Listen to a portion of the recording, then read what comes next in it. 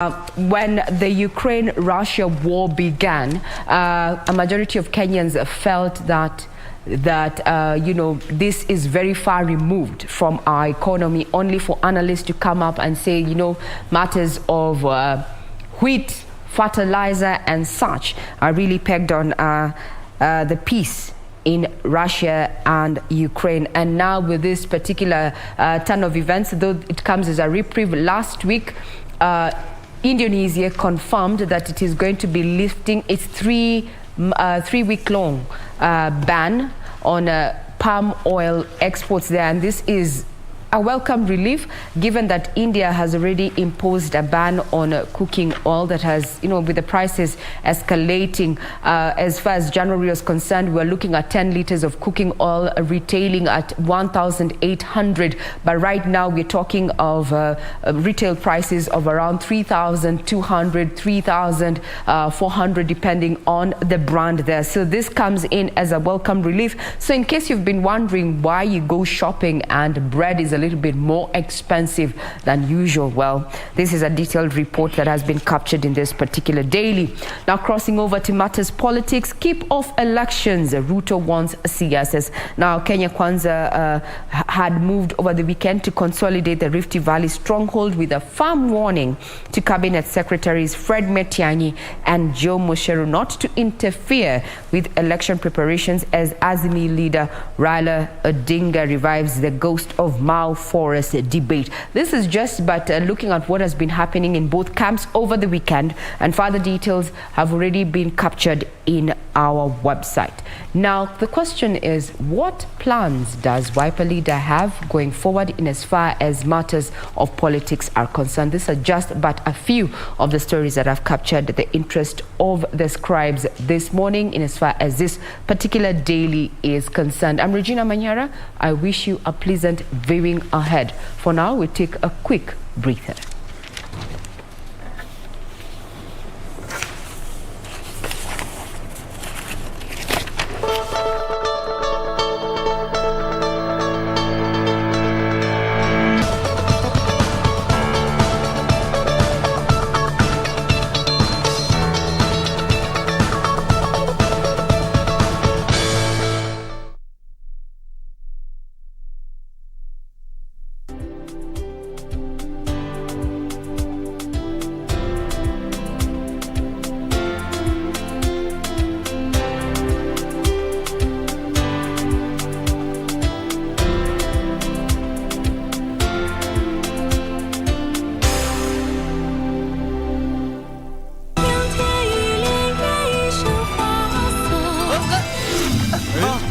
Hey, Charles!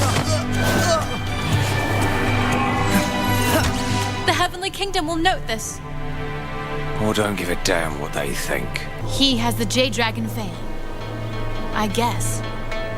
He must be Echo. Would you like to teach him a lesson?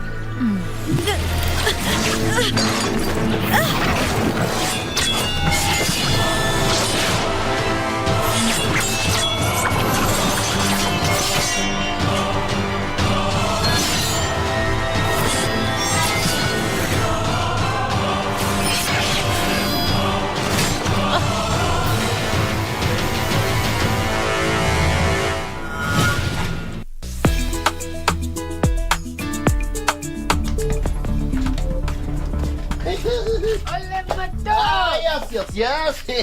Mami nakuuliza. Sisi tulifight waboberu tugafight tugua na gina taita barre tugawatoa. Kumbe tumebakisha mabeberu ngine hapa. Yaani mimi ni beberu. Ushai pepetwa na mwanamke wewe? Nipepeta kama moto sasa. Mimi niko na wageni huko unaniweza hapa hivi alafu unaniambia ujinga. Umetegea tovu ya anagula amabuyo na asali. Ukaona ugule pesa uchefujie. Ukalia nini? Sistuli hapa hivi. Sistuli huko ndani hapo uweze kalia hapo ni makosa. Hakuna wewe unakani kama hauko sawa hapa upstairs. Sasa baba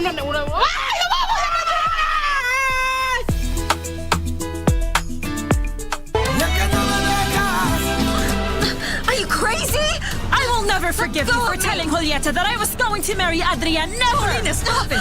Think about Paulina. You will not leave me! You will not leave me! I won't allow it! You will not leave my side just for her. I forbid it. I will Julieta, you're hurting me, okay? You're hurting me. Julieta, let him go. You believe that you have things under control, but that is not the case. The only person who has control here is me, your father. Do I make myself clear? You have no choice. You have to agree to my supervision. If not, we're going to have you committed to a clinic. What? I'm not crazy. That's how it is. I'm not crazy. That is how it is. My brother won't agree to this.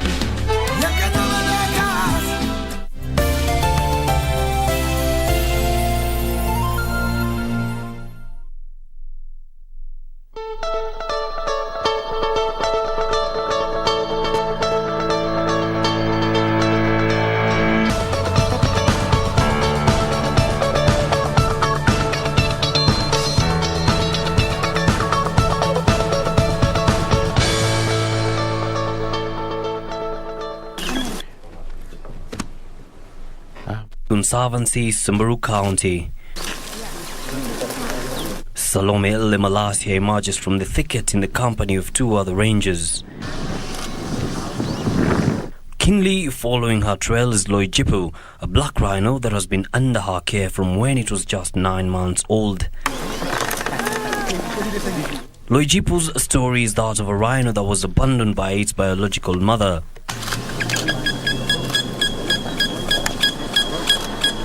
And found itself in the care of Salome. The ranger tells me that from the day she found the baby rhino, she developed a bond akin to that of a mother and child. Here we get to see where Loijipu has grown up in the company of Salome, who was so into its care to the point of sharing this shed.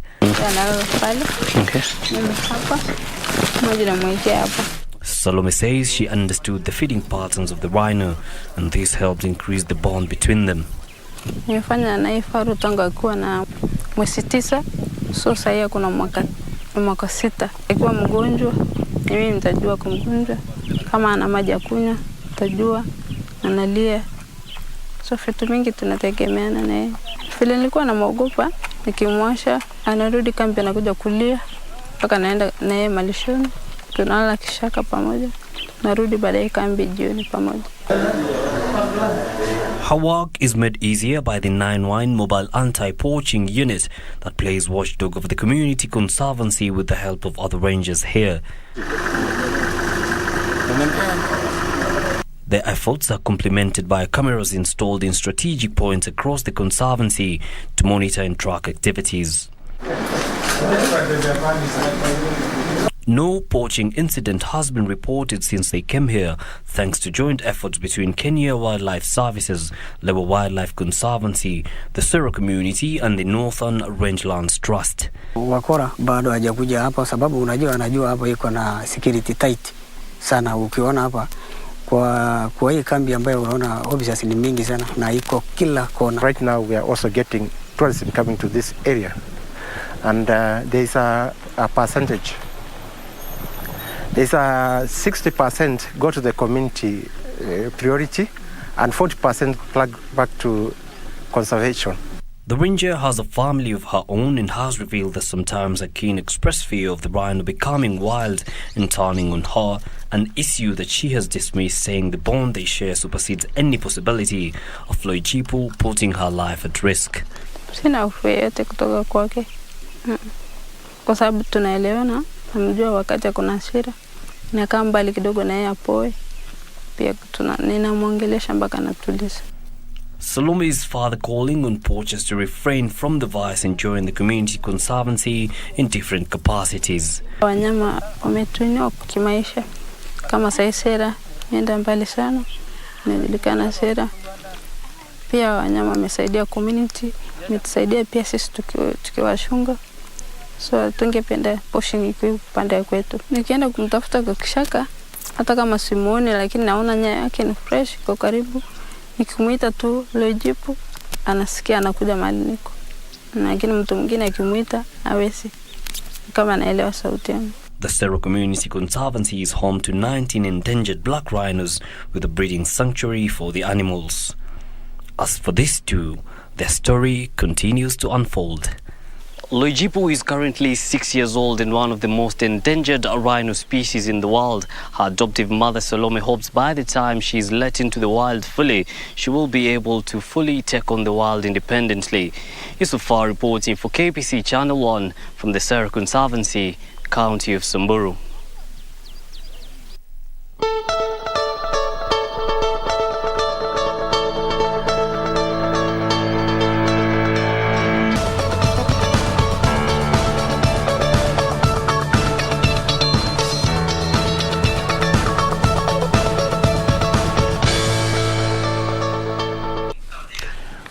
Welcome back. Now let's take a look at some of the stories that made it to the headlines today, and of course some of the stories that actually trended over the weekend.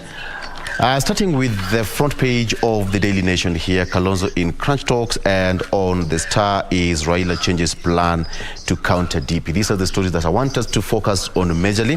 And in the studio, I've got Wakili Kevin Katisia helping me to do this, as well as Hamisi Mboga, who is joining me via Zoom, and Tabitha Ogutu also via Zoom. Let me start with you, Kevin Katisia.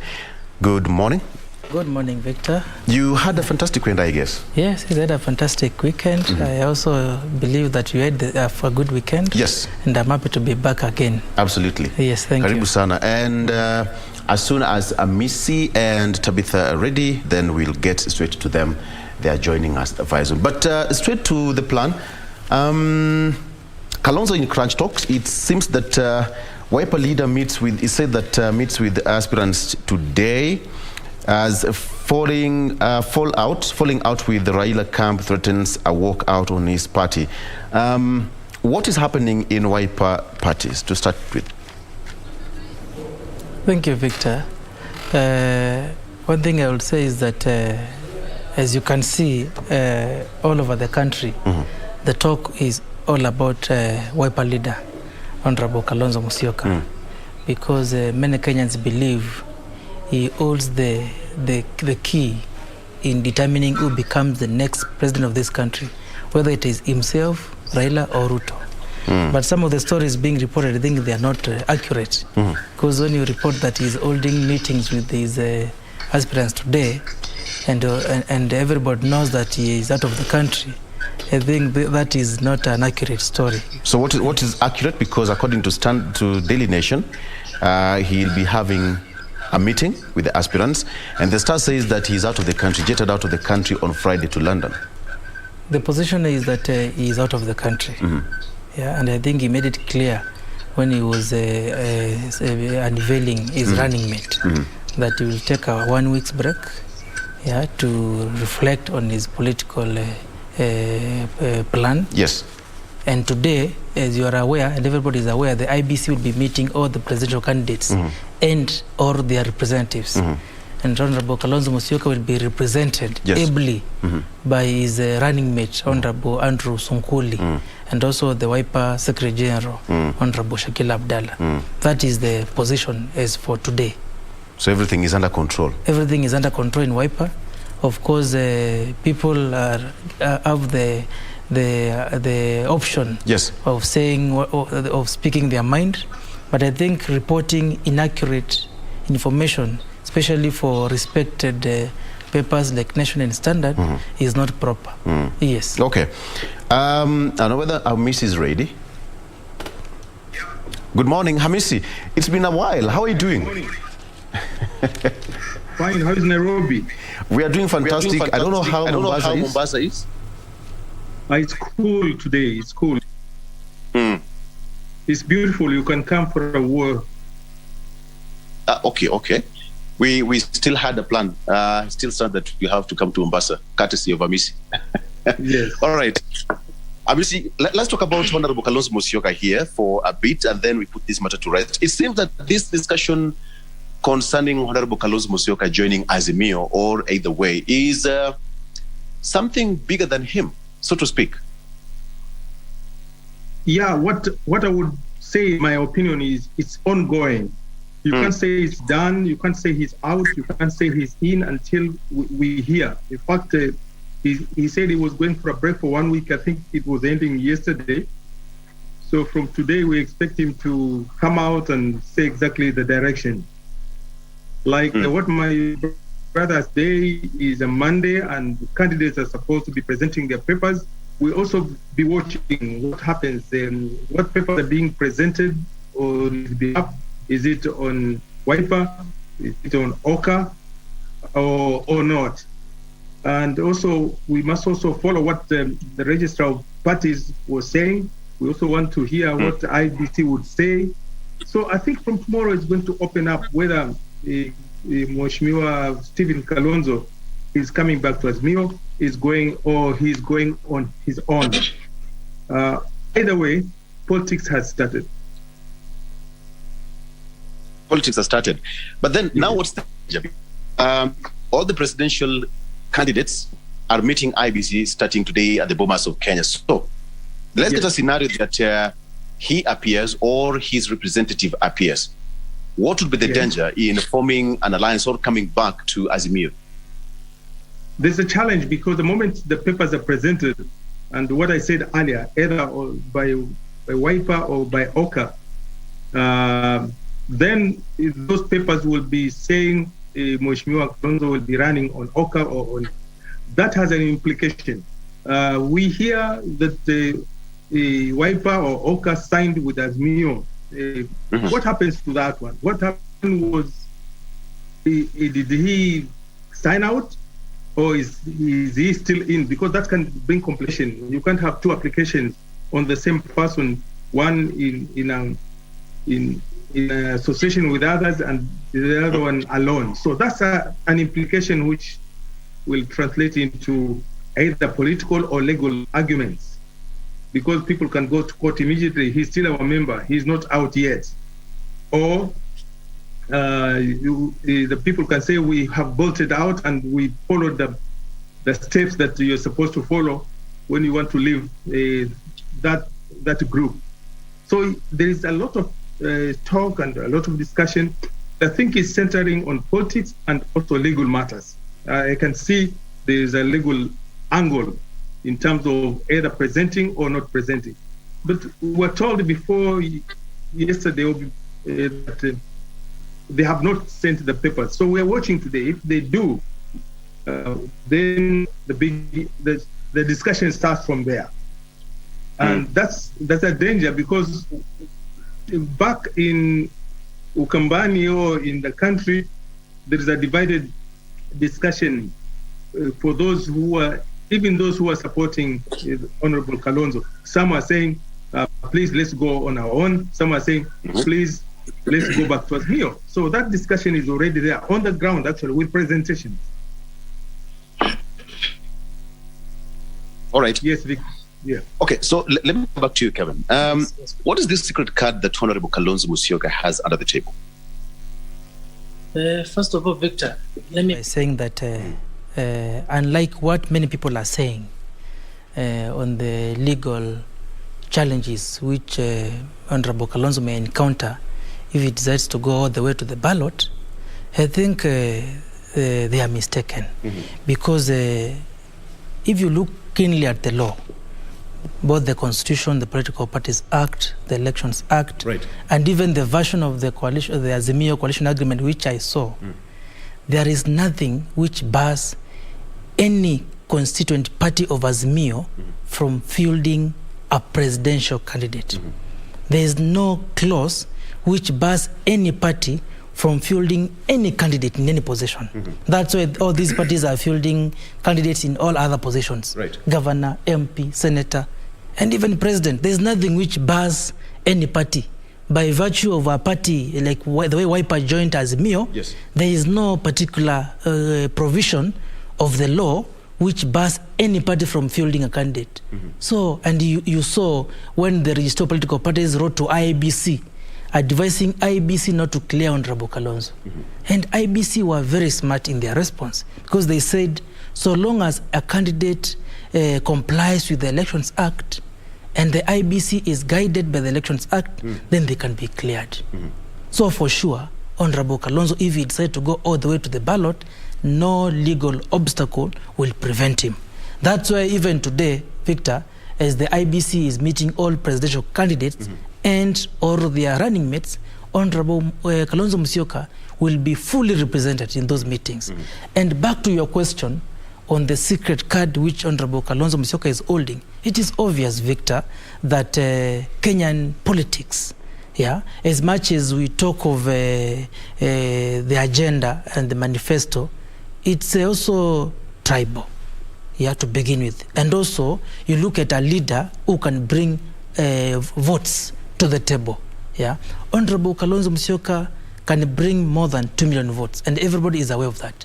That's why, despite him saying that he will go all the way, the Azimio team is still trying to convince him to support them, because they know the value he'll bring. Even the Kenya Kwanza team, you have seen them wherever they go. Yes. They say, oh, Honorable Kalonzo is not being respected in Azimio, he should come to us. They all know that the card which he is holding is the winning card. And looking at the fact that both Azimio and Kenya Kwanza have chosen their running mates from Mount Kenya, it means they will share the Mount Kenya vote. So which other block is intact? Other a large voting block, if not Ukambani, and for, believe you me, Victor, Honorable Kalonzo Musyoka as following all over the country. He can deliver more than 2 million votes. Right. So nobody is taking him for granted, and that's why you can see the Azimio team, the Kenya Kwanza team, they all want a support, and the card is holding. Remember also, Victor, under Article 138 of the Constitution. For someone to win in the first round as a president, they must garner 50% plus one vote. Yes. So and either any serious presidential candidate would want to win in the first round. Having Honorable Kalonzo out of the picture and being a third force, believe you me, in my honest opinion, nobody will be able to garner more than 50% plus one. Okay. So, yes. As you said, that as per the political parties and the agreement in the Azimio agreement and Azimio and One Kenya alliance agreement, the question is, Honorable Kalonzo Musyoka is running as a presidential candidate. Yes. We have got Honorable Raila Odinga, who is already also named his running mate. So we have got two presidential candidates in the same coalition or alliance. Alliance, coalition? Coalition party. But then now, how is it going to be that we have got two presidential candidates in the same coalition, much as there is that window? Yes, I think the challenge is with regards to how the law was drafted, because the law did not expressly bar any party from fielding a presidential candidate. If you look at Section 10 of the Political Parties Act, it only says that two or more parties can come together and form a coalition party. Yes. And this coalition party will field candidates in its own name. Actually, Azimio La Umoja One Kenya can even have governor candidates, can have MP candidate, can even have MC. It's a party formed by all these other parties. I think it was formed so as to give it a legal to become a legal entity, whereby it can sue and be sued on its own name, and also it can stand on its own. No, a coalition alliance is not a legal entity.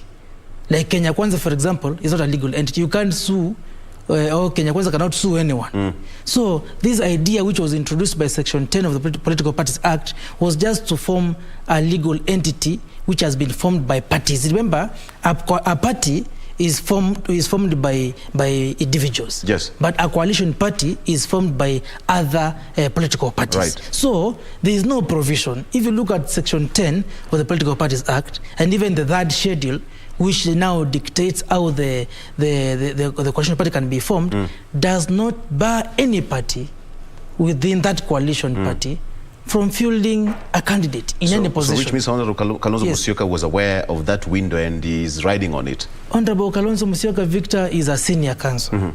Those who take him for granted by thinking that he doesn't know what he was getting himself into, Yes. I think they are mistaken. Okay. So let us discuss the political consequences or the political implications of Honorable Kalonzo leaving Azimio, but not the legal implications. I will come to later on. But then, Hamisi, what's your response to that? Now that there's that window which is quite open in the Azimio coalition, One Kenya coalition, that now we have got two presidential candidates running under the same coalition. It's perhaps jeopardizing the whole process of having that talks to be formalized. Yes, by the way, before we go to the topic, I can't see anybody else except myself today. I want to see the face of my friend who is speaking because I want to respond why I look at his face. Oh, is it okay? Is it? Because yes, you're okay. You're okay. Go ahead. Go ahead. Maybe he's my in-law, so I want to know, is he the one or not? Anyway, my response to this a coalition, or when you form a group, there must be objectives for that group, and especially when it's a political group aspiring for political power. I think the concept is let's move together so that we can get this power. So moving together to get this power, the objective is let's work as a team, one team. But if there is that allowance of saying we are together but we can run on our own, especially the first position, I'm not worried about the governorship and the lower part of electoral processes, but the top part, it means there is already a competition within the coalition. And to me, that's why I was saying there will be a challenge. There will be a very big political challenge. When you are presenting your papers, you say, I am presenting my papers as Azimio Wiper or Azimio Oka. Or are you saying this is Oka? If it's Oka, then it's not Azimio.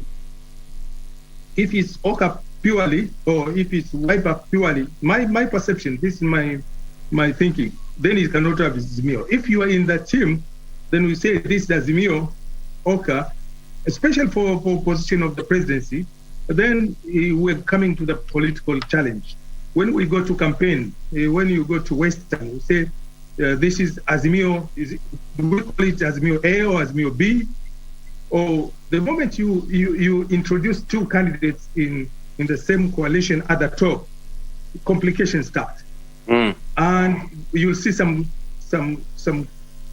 kind of struggle within the parties, competition, struggle, and then, as usual, we shall be shouting at each other. So my perception is this election this year has I'm going back to political angle, has a legal angle, and has this kind of the purpose of getting together, that angle of let's work together to be able to beat the system.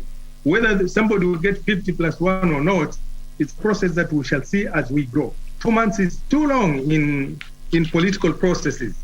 A day is too long in politics. It can change quite a number of things. Before Martha Karua was announced, I didn't see the wave like I'm seeing for the last 2 weeks. So anything can happen, but let's look at the discussion of Mheshimiwa Kalonzo, his way out. And the best person to be able to clear the air is Kalonzo himself. And also what they do today if they present their question. So there is still a challenge, and we're going to see it. And let's discuss. I think it's healthy discussion. For example, when it comes to Mombasa, Mheshimiwa Kalonzo, and he's a member of Azimio, and we have Azimio people here, is he going to organize that team as Azimio Oka or Azimio Wiper or Azimio Mombasa? That challenge will give Mheshimiwa Sonko a hard job in Mombasa. Absolutely. And this perhaps, the way you're putting it, is complicating even the campaign strategy. Katisa will tell us more here. Katisa, before we take a break in the next 20 seconds, is he presenting his papers as Wiper, as a Wiper party member? Or under what outfit? From where I sit, Victor, Honorable Kalonzo Musyoka will present his papers as a Wiper candidate. As a Wiper candidate? Yes. And today, the IBC, the Wiper team will, I believe, will submit the required signatures to IBC. Which is 2,000? Which is 2,000 per county. I think there's 24 counties. Yeah. And I think from 30th of this month is when now, I think up to around 6th of June, is when presidential candidates will be submitting their papers to the IBC chair. And if there will be no other political decisions before then, he will present his papers to the IBC. Yes. So he's and vie presenting as a Wiper presidential candidate. This sounds tricky. Okay, let's take a break, and when we come back, we'll just actually get into details, just to understand what are the implications. And now that we have got Wiper and Azimio, One Kenya Alliance, as well as Honorable Raila Odinga, we'll also be presenting his paper as Azimio, not as ODM member. That is as Azimio presidential candidate. So we'll be questioning that when we come back after this short break. Stick around.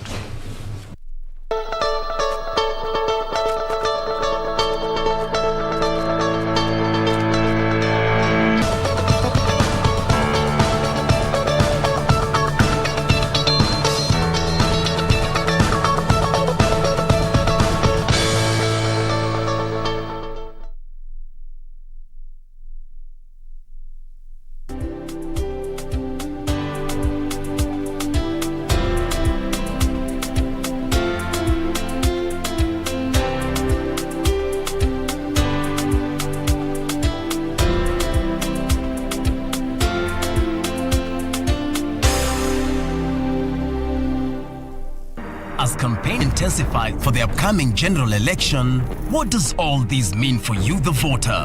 What do the candidates have to offer? How prepared are agencies charged with the election process? Join John Kuria and Safina Chieng on Kenya Decides. This and every Tuesday from 10 p.m. on KBC Channel 1 as we unpack elections 2022 with a panel of various stakeholders. Make informed electoral decisions. Huu upuuzi unaoendelea nao na mke wangu ukome. Tena ukome kabisa au utakuja kuzama. Mimi ni mvuvi bwana. Zari, haya ndo mambo mimi nilikuwa sitaki. Wakati wote nitakuja kumwona mwanangu, nitakuja bila pingamizi. Pili, mimi hapa sitoki. Wewe na yule mzee Kongo mlijuana wapi? Zari, unafaa uelewe kuwa huyu mtoto ni wa Kate. Hata ukienda wapi bado atakufuata. Alikuja hapa yeye mwenyewe. Sio nyinyi mliomleta.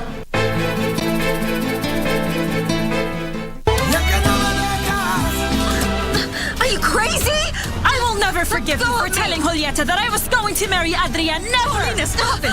Think about Paulina. You will not leave me! You will not leave me! I won't allow it! You will not leave my side just for her! I forbid it! Julieta, you're hurting me, okay? You're hurting me. Julieta, let him go. You believe that you have things under control, but that is not the case. The only person who has control here is me, your father. Do I make myself clear? You have no choice. You have to agree to my supervision. If not, we're going to have you committed to a clinic. What? I'm not crazy. That's how it is. I'm not crazy. That is how it is. My brother won't agree to this.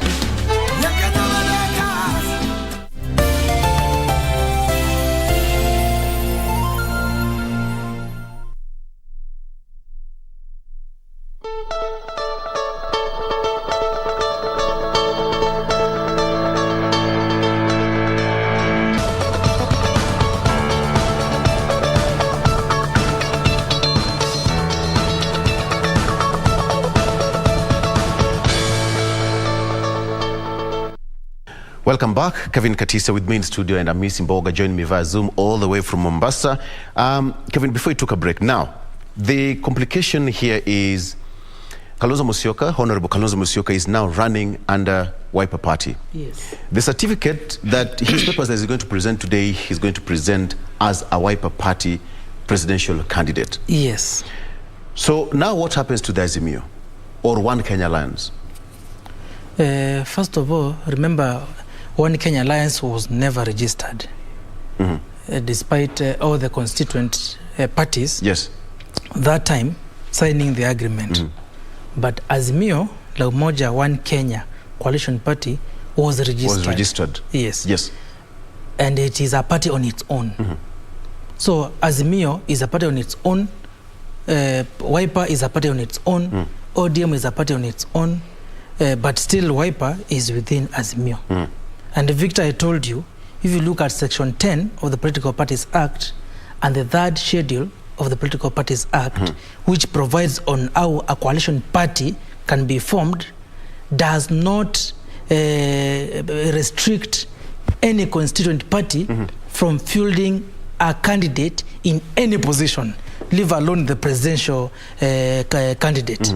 So Wiper has all the rights, and any other party within Azimio, they have the right to field a candidate in whatever position. That's why they are fielding candidates in MCA, MP, governor, senator. And now that Wiper as a party has decided to field a presidential candidate, nothing will prevent Wiper from doing that.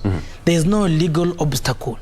That's why I really disagree with the registrar of political parties, who is my senior, and I respect her very much. But she should not be misadvising and directing and trying to direct IBC on what to do. IBC is guided by the Elections Act on the qualifications of candidates. If it's a presidential candidate, for example, the qualifications are there. Yes. Yeah. So Wiper has the right, and today, Victor, they are submitting the signatures to the IBC. They'll be submitted. And when now the candidates will be allowed to submit their papers from 30th, Honorable Kalonzo Musyoka and his running mate, Honorable Andrew Sonkoli, will submit their papers. So, and I will repeat it again, of course there is an issue on whether Wiper, which is within Azimio, Azimio is a candidate, Wiper is a candidate. That's how the law is, Victor. And you see, Victor, the supreme law is a constitution. Yes. And if you look at Article 38 of the Constitution on the political rights, nobody should be denied their political rights by unreasonable restrictions. Any restriction should be reasonable. If you look at Article 36 of the Constitution on the freedom of association, anybody can choose to associate themselves with any grouping, any party, anything. So if Wiper as a party chooses to be in Azimio, and also have their own candidate, that is in accordance with Article 36 of the Constitution. The Azimio law, and if Wiper decides to choose to exit Azimio, they can do that. Despite all these restrictions being given, I see issues of 90 days notice. You can't exit 6 months to the election, or 3 months before, after the election has ended. Yes. Those are unreasonable restrictions, which are meant to streamline political parties and coalitions. But any restriction, Victor, must be reasonable. Any restriction which has been imposed by an agreement of 2 or more people should not contravene the Constitution. Article 38 is very clear that the political rights of every Kenyan to vote or to be voted is supreme over any other agreement. Okay, that is a legal angle, but the political angle, you can imagine the ramifications if 2, 3, 4 parties were to quit or exit a coalition 90 days to an election, or even 3 months after. Politically speaking, that would be detrimental to the party. That is true, but or a coalition for that matter. That is true, Victor, but let me ask you, and ask any other person, all our viewers, have you seen any power sharing agreement by Azimio? I don't have a copy. Because there's none. There's no power sharing agreement by Azimio. We cannot authenticate that. There's none, Victor. If there was any, you did have seen leaders disappearing. Because, Victor, even you looking at the 3rd schedule of the Political Parties Act, a coalition party, when it is being formed and being registered, there must be a power sharing agreement. That was never submitted to the Register of and I'm asking, what was submitted to the Register of Political Parties? It was then? Just as a document to form this coalition party. Which in this case acts as an agreement, a coalition agreement. But Victor, this agreement is not complete. And Victor, remember, now that we have said there are no legal obstacles barring any candidate, any political party from fielding a candidate. Now let's look at the political angle, whereby Victor is a leader of a party or a community, for example, like Honorable Kalonzo Musyoka. You are fighting for your people. not for your own interest. If Honorable Kalonzo Musyoka was fighting for his own interest, he would be satisfied with whatever position being offered by Azimio or any other coalition. But here is a man who is fighting for his people. Yeah. Okay. And you can't tell him like what happened in KCC, whereby the Right Honorable Prime Minister said that he will give Honorable Kalonzo the position of Chief Minister. He will give. What about his people? Kalonzo Musyoka Victor is not a selfish person. He's not. And no, of course, people have the right to... I'm so interested to understand what about his people and why not Honorable Kalonzo Musyoka? Because at the end of the day, if you're giving that position, you have all the rights to do, 20% chief minister, you have all the positions under your court, but then now you'll have all the space and room to do whatever you want with that position. I think even my senior Amisi Mboga will agree with me. Yes. Have you seen any agreement or any law providing for that position? Okay, let me come to Amisi on that note. Amisi, now that he's called your name, what is the position? It seems that this agreement, it's not as easy as we think it is. The revelations we have this morning. I can hear that. I can hear all that, but I wanted to make this point. Victor. Yes, go ahead. I wanted to make this point. I know, as listening to my colleague, he's an advocate of WIPA. This is the National Forum. He's an advocate of WIPA and he's doing a good job. But let me have some input into this discussion. When the party was formed, the coalition party, and the Mheshimiwa Kalonzo signed. So if he signed or is the party signed, then they are part of that party. And if that party proposes a candidate, then he is part of it. Or because we have been waiting to hear that have moved out. When moving out, what is the process in either coalition or any? How are you supposed to have moved out? What are the mechanisms for moving out from that kind of coalition? Because there must have an exit clause in any discussion. Somebody said there are as many legal minds as those people themselves and arguments. So all the lawyers right now, including my colleague here, they're giving us some information which is translating or explaining the implication from different angles. And this is okay. My challenge is political angle. Did Mheshimiwa Kalonzo Musyoka move out of Azimio? And if he did, how was the process? And what does the document say? My friend says he hasn't seen. I have not seen that document. Those public who are not legal minded, those public who had Mheshimiwa Kalonzo say, now, after a long time, I've decided to support Raila for the third time without any conditions, and it's public. We have some clips. I'm wondering now, what are these conditions coming now? When Mheshimiwa said this time around he's going to support Raila with no conditions. So people are reading from different angles, and we're saying up, down, forward, backward. So we are worried about the position of Honorable Kalonzo, or even those of us who support him. We feel that he come out himself and say, this is the position. Whether it is in Azimio or out of Azimio, then let's go ahead. So that on the ground, I have members here, colleagues and members and community members who are in those parties.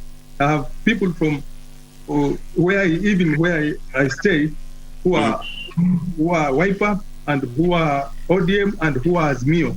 They are asking me because they think I can be able to share the position. They don't know the position. Let them come out, spell after today, and also after explaining, is Mheshimiwa Honorable Kalonzo Musyoka in Azimio or out of Azimio? If so, how is the process so that we can explain to the rest of the people so that we can move forward knowing that we have two candidates in our Azimio instead of one candidate? And what will be the implication of having two candidates in one particular party, because so far it's still Azimio party. I don't know about the rest of the details. So yes, this is a challenge and it's coming, and it's more political than legal, the way I see it. Because now when it lands on the ground, people put politics in it. Kalonzo is a chameleon, Kalonzo haminiki, nasema hivi today, kesho nasema hivi. That's the language now on the ground. This is, we are telling you because we are on the ground. Let him come out clearly. Look at what Mheshimiwa Karua has just said. The moment she was announced, she has hit the ground, and it's so straightforward. People are happy about that lady. Right now, I want my wife also to enter this team, because I think they're moving forward. Because they've saying, ana msimamo. They have a stand.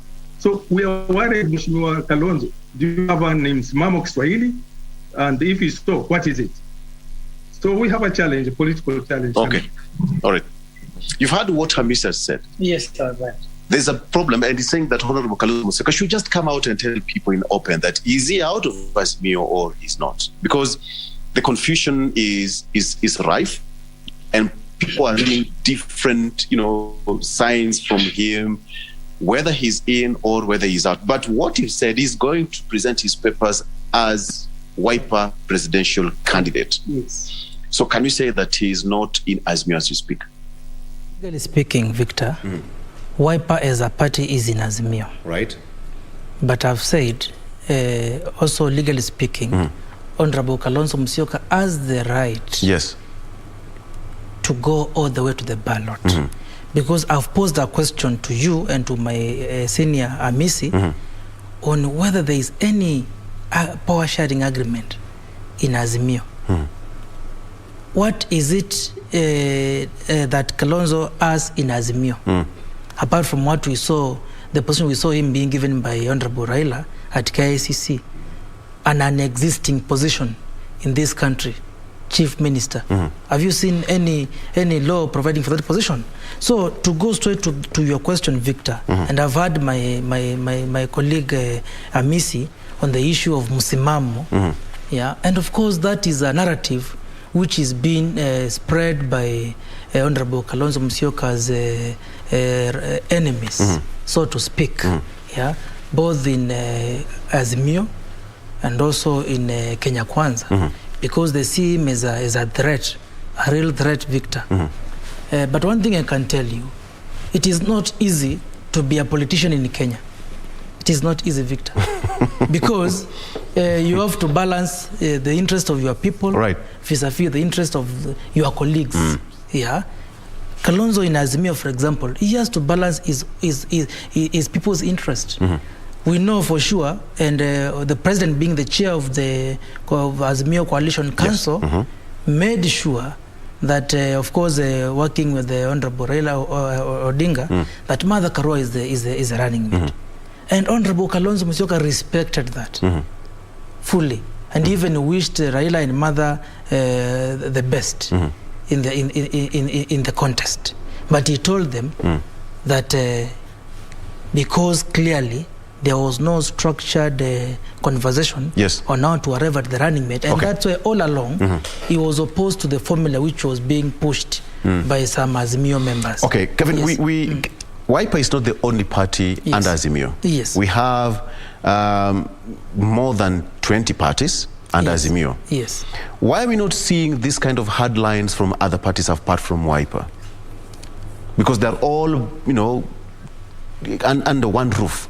And all the law, it's one for all the political parties. Victor, maybe I can ask you which parties? Because some parties, Victor, are just briefcase parties. Serious parties, they're still political parties. Victor, serious parties in Azimio, we all know. It is ODM, Jubilee, and Wiper. But either way, they're still political parties. Other forecast parties like PA of Kingi and Maendeleo Chapchap of Mutua, they saw that there was nothing for them there, and they left long time ago, and they went to Kenya Kwanza. The other parties we are talking about, they are just a party with maybe one person who has been promised a cabinet position, and they are comfortable. They have no a particular constituent of voters Victor, they are there for formality. I think. Tell me which party there within Azimio, apart from Wiper, Jubilee, and ODM, will bring vote. Even the Kenya of Martha Karua, with all due respect to the Azimio running mate, they know for sure that they have to work hard to even get votes. And so is Wiper. Kenya. And so is Wiper. Wiper, yes, of course. Some would say that Honorable Kalonzo Musyoka is having a hard-to-play kind of a game. Not hard to get. I mean, not hard to get, Victor. This is the same thing happened before they went to Serena for the interview, and all of a sudden people saw him driving in for an interview. Victor, it is not hard to get. I've told you that being a politician in Kenya is not easy, especially if you are a politician who wants to fight for the interest of your people, whereby Honorable Kalonzo Musyoka, he is not fighting for himself. If it is for himself, he's a former vice president, he can take care of himself. But here is a man who wants to, and if you listen to what he said in Jacaranda, he said he is willing to sacrifice another time to support Raila. But that is not what people are not seeing. But you From see what now, he said in Jacaranda and what you're seeing today, Katisia, are totally different statements. Victor, the problem is some people who I think they are within Azimio so as to spoil the run for so Honorable his heart Raila. Is still in Azimio. Honorable Wiper as a party is in Azimio. Okay. Victor. Okay. Yeah. But you see now, there are people within Azimio who don't mean well for Raila. Kalonzo has been with Raila for a long time.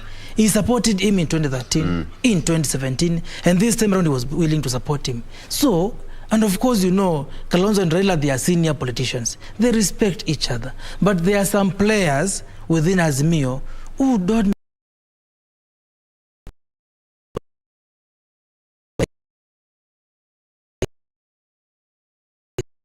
If Raila, Honorable Raila called Kalonzo and President Uhuru, and they sat down with a lot of respect, even from the beginning, and told him that, Mheshimiwa, with all due respect, please allow us to give this seat to Martha Karua, for example, and we have this in place for you, and this is the agreement. I believe him because he was willing to sacrifice, but the kind of humiliation and disrespect he has been accorded by some people within Azimio, even him as a senior leader, and representing a large constituent in this country, it deserves some respect. Disrespect, so to speak. So it is so Victor. Just to interrogate that. No. He's not playing hard to get. Okay. He's only saying, gentlemen and ladies, you have to respect the people, the supporters of Honorable Kalonzo Musyoka. Okay.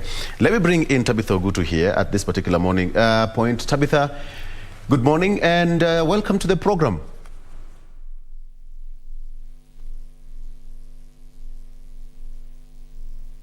Tabitha?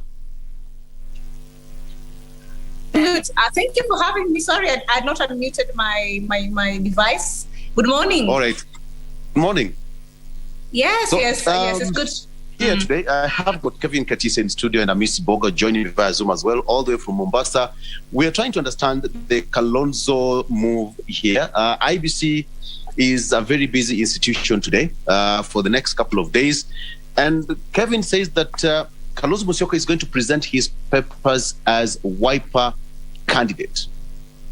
But you all know that Wiper is still in Azimio. Yes. All right. According to him, legally, there is nothing wrong with that. Politically speaking, something wrong with that or not? I think everything is wrong with that. Everything literally is wrong with that. First of all, actually with Kalonzo, we never expect him to keep his word as much. However he tries so hard, he's always back and forth with this issue of Azimio. Even from the start, he said that he did not want, if he ever joins Azimio as opposed to Raila in his bid to be the president, then he'll be deceiving himself. Then we saw him joining Azimio. Now he's in Azimio, and also we are seeing him that he wants to be the deputy president, which we already have a candidate in that particular position, which is a very worth celebrating move. As women of this country, we are doing that because at least for once in our history, we have recognized the magnitude and what women literally bring on table, rather than just not add up presentation. So now that he saw that he was not taken or chosen to be the vice president, now Kalonzo feels that now he wants to disturb the status quo by having himself as a president. I mean, I think that deliberately, Kalonzo knows that even if he goes to the ballot number one, he's not going to win elections. He does not have the numbers to win a presidential election. I mean, he needs to literally be able to convince people from over the country that he can be the president. So what I think Kalonzo is wanting to do right now, if at all he's going to register himself as the presidential candidate in the August 9th election, he wants to divide the Kamba people vote or the Ukambani people's vote, so that Raila does not have the turning of numbers coming from that place at the end of the day. For me, I think, as I always say, that our politicians never have us in mind. It's always about them and getting themselves a job. Now it has come very clearly, because if it was just a matter of the interest of the people of Kenya, then I had not seen any wrong with Kalonzo joining him and supporting the bid of Honorable Raila Odinga to become the 5th president of the Republic of Kenya with these great manifestos. And we have seen also him supporting the gender talk we have been talking about for the longest time in this country. So I think Kalonzo as someone whom does not literally have the people of Kenya at hand. But of course, as I heard one of us say that it must be just maybe one of those games Kalonzo play. Maybe at the end of the day, they might have a conversation or a discussion that might be binding him ultimately, and it might stay in Azimio. But for the moment, what we are seeing is something I think we saw a long time ago. We needed to have acted right. And if he's not willing to be part of Azimio, I think he should this time and do good and let Azimio be and figure out itself without creating this confusion and disturbance that is creating in the Azimio right now. Because even if you look at the coalition agreement, I think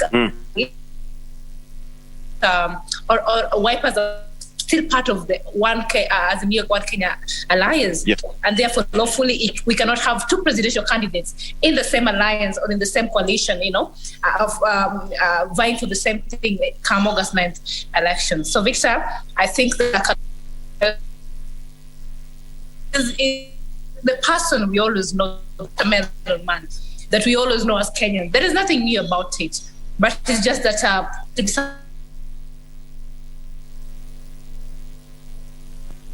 Hamisi, now we have got two conflicting information here. Tabitha says that Honorable Kalonzo Musyoka, should just come out and tell people that this is the point. And Kevin says that Kalonzo Musyoka is in Azimio. But then, what is his future like? If he decides to say now he's quit Azimio, he's going it alone, already we have got Andrew Sunkuli as his running mate. Now, give me a picture on how his future would look like. Hamisi.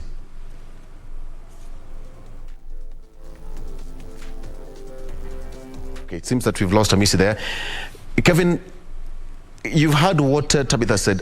Yes, Hamisi is back. Hamisi, just to ask you this, give me a picture on how the political future would look like for Honorable Kalonzo Musyoka, if he decides to leave Azimio.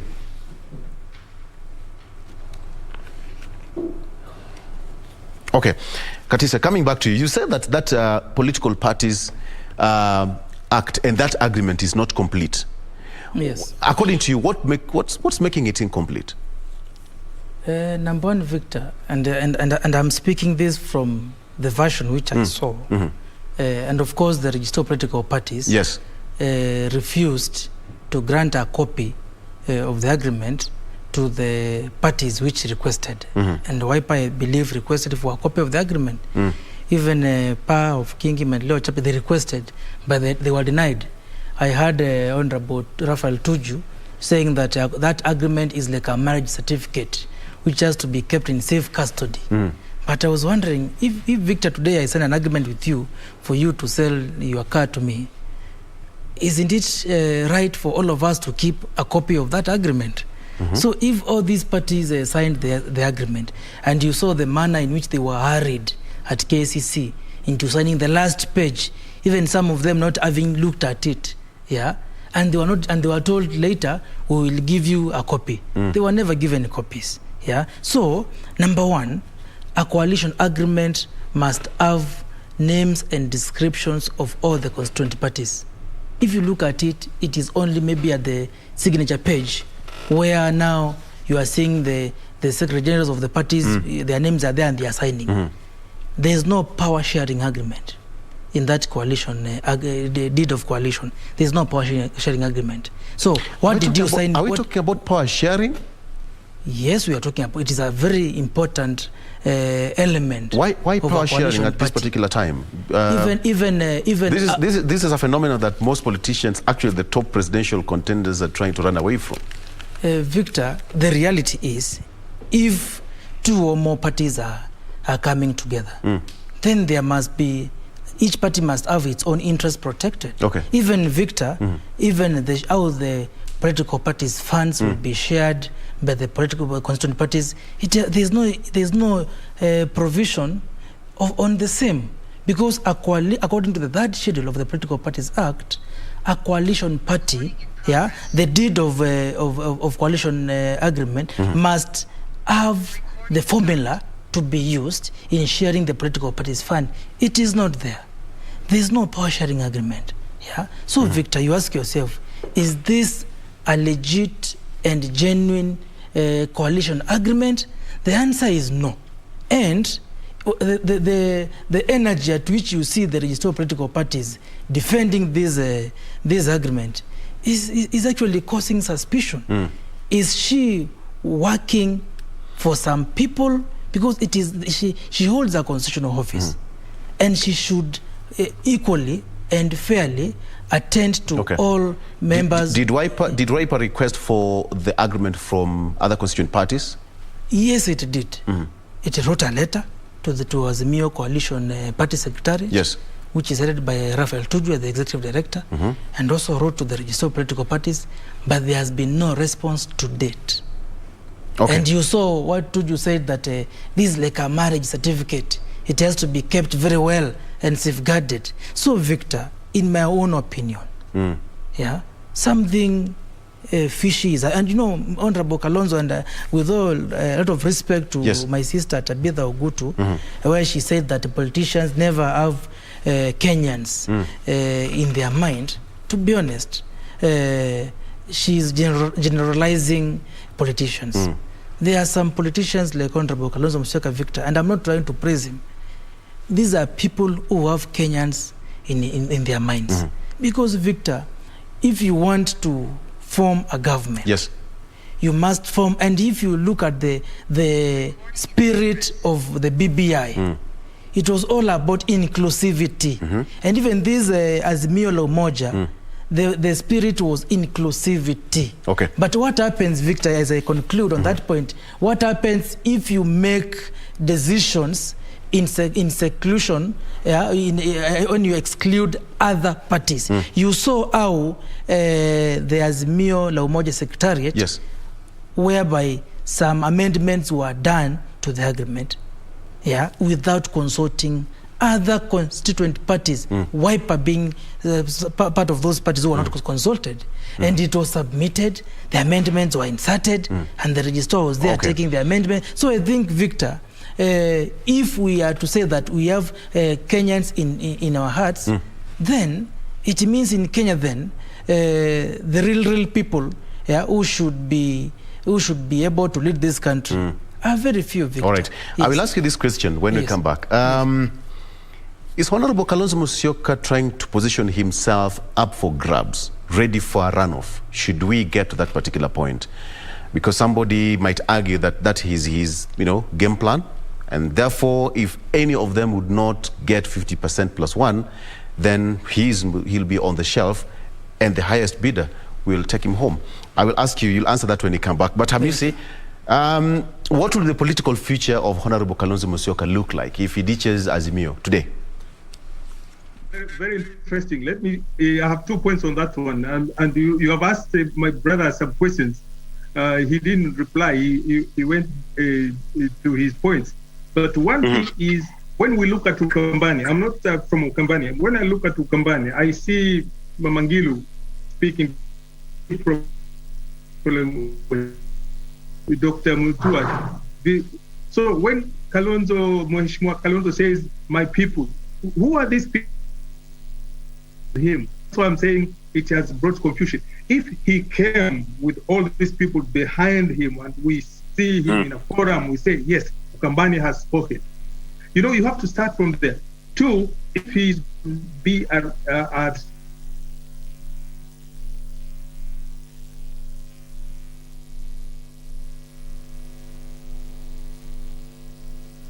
Hamisi. And on that note, let's take a break. Hamisi, let's take a break as you take some madafu, as we also take some some sip here, and then we'll be back with you after this break. You still continue with that point when we get back after this break. Stick around.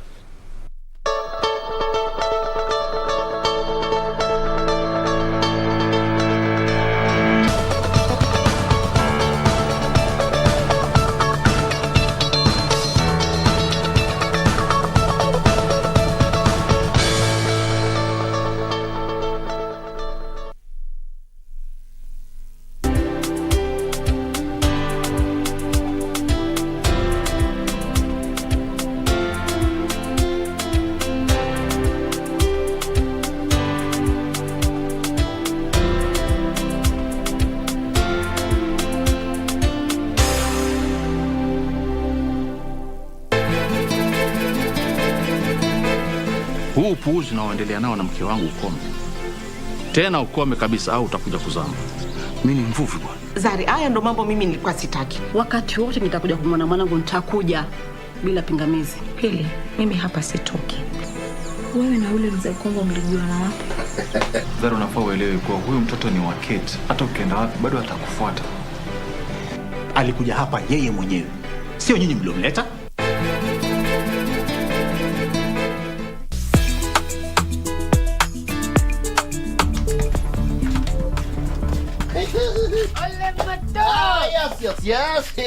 Mami nakuuliza. Sisi tulifight waboberu tugawa tugua na gina chatabare tugawatoa. Kumbe tumebakisha mabeberu ngine hapa. Yaani mimi ni beberu. Ushai pepetwa na mwanamke wewe? Ulipepeta kama moto sasa. Mimi niko na wageni huko unaniweza hapa hivi alafu unaniambia ujinga. Umetegea chovu ya anagula mabuyu na asali. Ukaona ugule pesa uchefujie. Ukalia nini? Sistuli hapa hivi. Sistuli huko ndani hapo uweze kalia hapo ni makosa. Hakuna wewe unakani kama hauko sawa hapa upstairs. Sasa baba una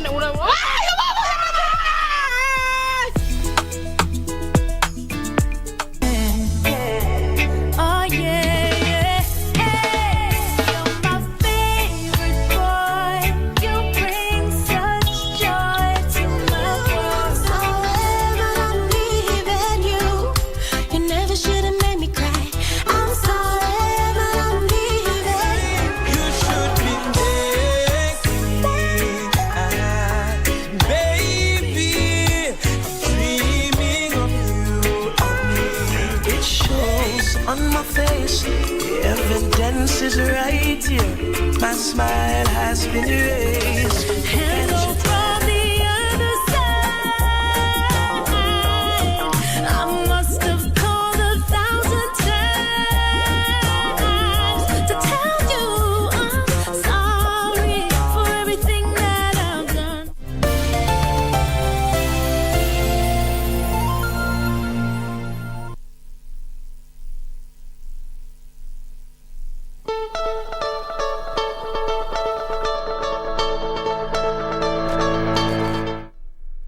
All right. Okay. Welcome back. So let's go back. Let's get straight to Hamisi. Hamisi, I ask a question: how, the political future of Honorable Kalonzo Musyoka would look like if he ditched Azimio today and decided to go it all alone the way he decided to go it all alone, by the way, and Andrew Sunkoli, his running mate. Well, thank you very much. If from today he goes it alone, then we expect him on the ground, and the ground is large. The country is big, and if he's starting as late as today, then he has a job to do. Two, this concept of agreement before, this concept of there was no angle of saying agreement. You will have this with 22 parties. How do you divide this cake before you know exactly the results? So people are saying he's becoming a bit unreasonable, because if you have to have this before the elections, how do we know how the elections will go? In good group, we say we go. When we arrive, we shall be able to share. When you go to hunt, you can't say nipatie mguu. You have to have the goat passed down, slaughtered, and then now the goat is here. Let's divide it. So there is some people are misreading. Maybe we're wrong, but we're misreading the position of Mheshimiwa Kalonzo Musyoka. Two, we have some background. We saw him in 2002 when he went it alone and it was difficult, and then he said, now because I have a few members of parliament, let me join Kibaki so that we form a government. People are saying, is it the concept of Peter in katikati? You know, people in Kenya have this memory, jogged by the actions of Mheshimiwa Kalonzo. So if he comes out tomorrow, clearly I'm going on it alone, it will be very difficult to get to the presidency. He will get some votes because he has his constituency, and that will affect the results. Either way, it may affect the results positively, or it might affect the results negatively for the other two candidates. But this concept of this theory of they will not get 50+1, it's still a theory. There is somebody who's saying they are going, any one of the two may get even more than 50+1.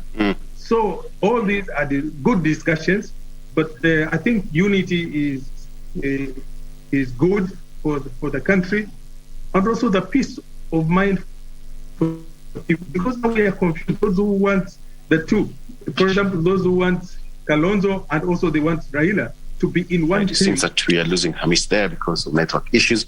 Abisi, I'll back to you shortly. Let's go to Tabitha Ogutu, if we can pin Tabitha there. Tabitha? Okay. So, Kevin, now the question is now, Honorable Kalonzo Musyoka was offered a position. What if he decides to take it? Will he still have all these complications? Is he still contemplating taking up the position, or is going it alone? Because at this point, he will make his own personal informed decision on whether to drop his presidential bid and support Honorable Raila, with or without that position, or with that, or taking that position. But one thing which Honorable Kalonzo Musyoka has always advocated for is for a structured dialogue. And by structured dialogue, Victor, is where there are agreements to support what is discussed, not just mere talks. For example, whatever was promised in KCC by Honorable Raila, it was just a talk, whereby he said, I will offer Honorable Kalonzo this, I will offer Oparanya this, I will offer this person this. Yeah, so it is not structured. And Honorable Kalonzo, looking at his legal background and also his political background, he has a reputation, he has a community, yeah, he has a party to protect. Yeah, so I believe it is not lost for any negotiation to be entered into before 30th, because I believe from that is when candidates will be cleared, and even after a candidate has been cleared, they can drop their bid. They can write to IBC and drop their bid. Yeah, but Honorable Kalonzo is a senior politician. We can't speak for him. Believe you me, the kind of decision he makes well thought and well informed decisions. If you look at the likes of, and I think I had Mboga speak of the same, whereby he's talking of the three Ukampani governors who all along, Victor, were fighting Honorable Kalonzo, because they know for sure that with Kalonzo on top, then they are irrelevant. When you see Honorable Ngilo speaking and I heard her the other day saying that she should be given that position of a chief minister. You can see for sure there is somebody who just wants a position. She even said, if I lose my governor seat, she is very sure that she will lose the governor seat position. Yeah, so she just wants a position for her own. Yeah, so and look at the on the other hand here, a person who wants the best interest for his people. He is asking, for example, apart from me, what is there for my people? Yeah, so I think with all honesty, Victor, and the question you asked me on whether he is playing hard to get, so that he can force a runoff and negotiate with any winning candidate, Victor. The reality is, nobody should underrate Honorable Kalonzo Musyoka. Nobody's underrating him. Believe you me, Victor, he can pull a surprise and win the presidency of this country. He can pull a surprise, Victor. Between now and 9th of August, Victor, anything can happen. Anything can happen. Remember, even Kenya Kwanza were believing that Central Mount Kenya belongs to them. Now they are shocked. Yeah, the dynamics have changed within. Actually, after Mother Crow was named, the dynamics have changed, and that's why you have seen they have all been running to Central, to Mount Kenya. So if Kalonzo is cleared by ABC and he eats the road on the campaign trail, believe me, Victor, people have reservations for both the Raila and Ruto. People have reservations, but they are saying, who is better than the other? That's why you have been seeing Azimio politicians saying, whose hands are we safe? That is their clarion call, and trying to portray Ruto and Gachagua, his running mate, as people who are corrupt. Yeah. On this other end, they are not saying anything about Raila and Mother, for example. They also have their own shortcomings, Victor. So this question of in whose hands are we safe between Ruto, Raila and Kalonzo? Believe me, Victor, people know for sure. Politics aside, people know that the right person to become the president of this country is Honorable Kalonzo Musyoka. Okay. But, Victor, politics as it is, whereby there's all manner of ethnicity and also government influence, Victor. There are so many things which influence politics. Yeah, and you see, as Kenyans have a very important role to play. Remember Article 1 of the Constitution, sovereignty of the people. When they go to the ballot, deep inside themselves, despite what they have been given by these other, let me ask you this. Somebody who said that Honorable Kalonzo Musyoka is trying to complicate the whole process because he was not given that position, as per his allegation based on the NASA coalition agreement that Honorable Raila Odinga was going to support him. So is it his time for payback?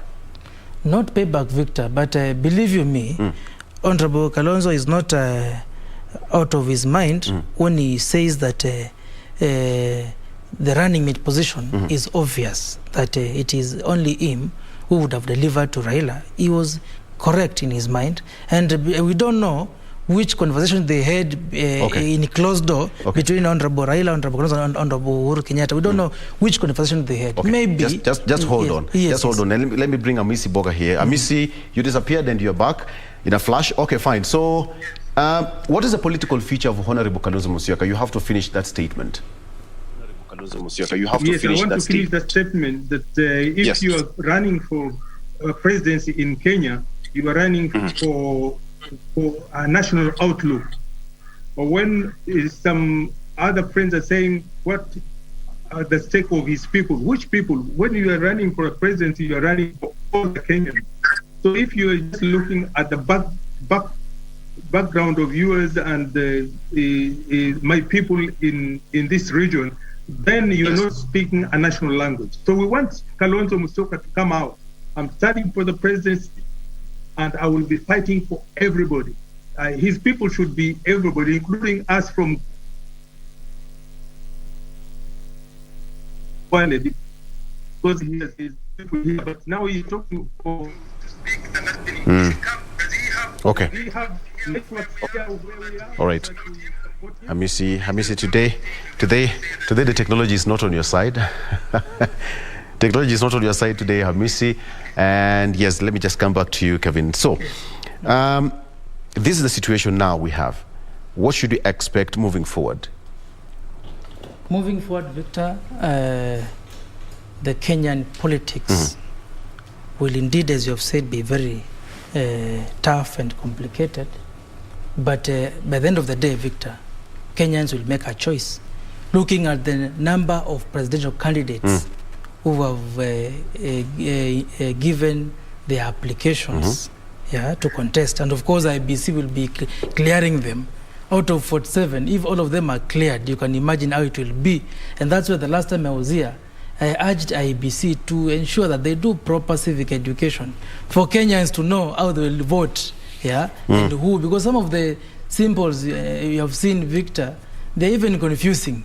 Some of the symbols by all these presidential candidates, especially the independent candidates. So I think moving forward, and now seeing that Honorable Kalonzo Musyoka may also be on the ballot, I think it will be a situation whereby it is no longer a two-horse race.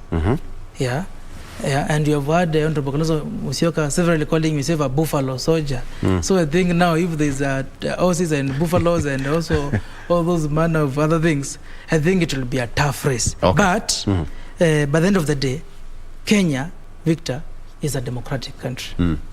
In fact, comparing Kenya with other third world countries, Kenya's democracy is at a good good step. So, Victor, what I can say is that let every player in the electoral system play their role very effectively, especially IBC. Let them play an effective role. Even when you look at also the statements by Kenya Kwanza and the DP, to be specific, on asking why cabinet secretaries are participating in campaigns, to me that is a valid question. Because Honorable Mosheru, for example, who is the ICT minister, will play a key role in the election. You have heard the argument between Chebukati and Chiloba on the issue of the now transmission of the results, now the internet, for example, the data which will be used during the election. So it means the ICT CS will play a very important role. But when you see them openly supporting one candidate, you wonder whether, honestly, whether these are people who are supposed to ensure that they serve all Kenyans, or even though they have their own political right, but they should have resigned like the likes of Cecily Kariuki and go and campaign. They did not resign. So me, as a Kenyan, I would actually ask all government officials who are still in their positions to just serve Kenyans. Uhuru Kenyatta still has 2 months or 3 months to serve Kenyans. Let them serve Kenyans because the resources are being used here. Let politics continue because we have to do politics. By the end of the day, let Kenyans get a leader who will be able to serve Kenyans well. All right. That is all, Victor, and thank you very much. Thank you so much. Let me bring in Hamisi here. It seems we've lost Hamisi. All right. I think that's a safe place for us to conclude this conversation. Thank you so much for joining us, Kevin Katisia, Hamisi Boga. Much as technology has failed us today, but nonetheless, we were able to grab him, and Tabitha Ogutu as well. Today, all the presidential contestants will be at the Bomas of Kenya. That function, they are going to be presenting their papers for verification and all the procedures that is required under the law conducted by the Independent Electoral and Boundaries Commission. So let's wait and see how that will pan out. We're taking a break. We'll be right back.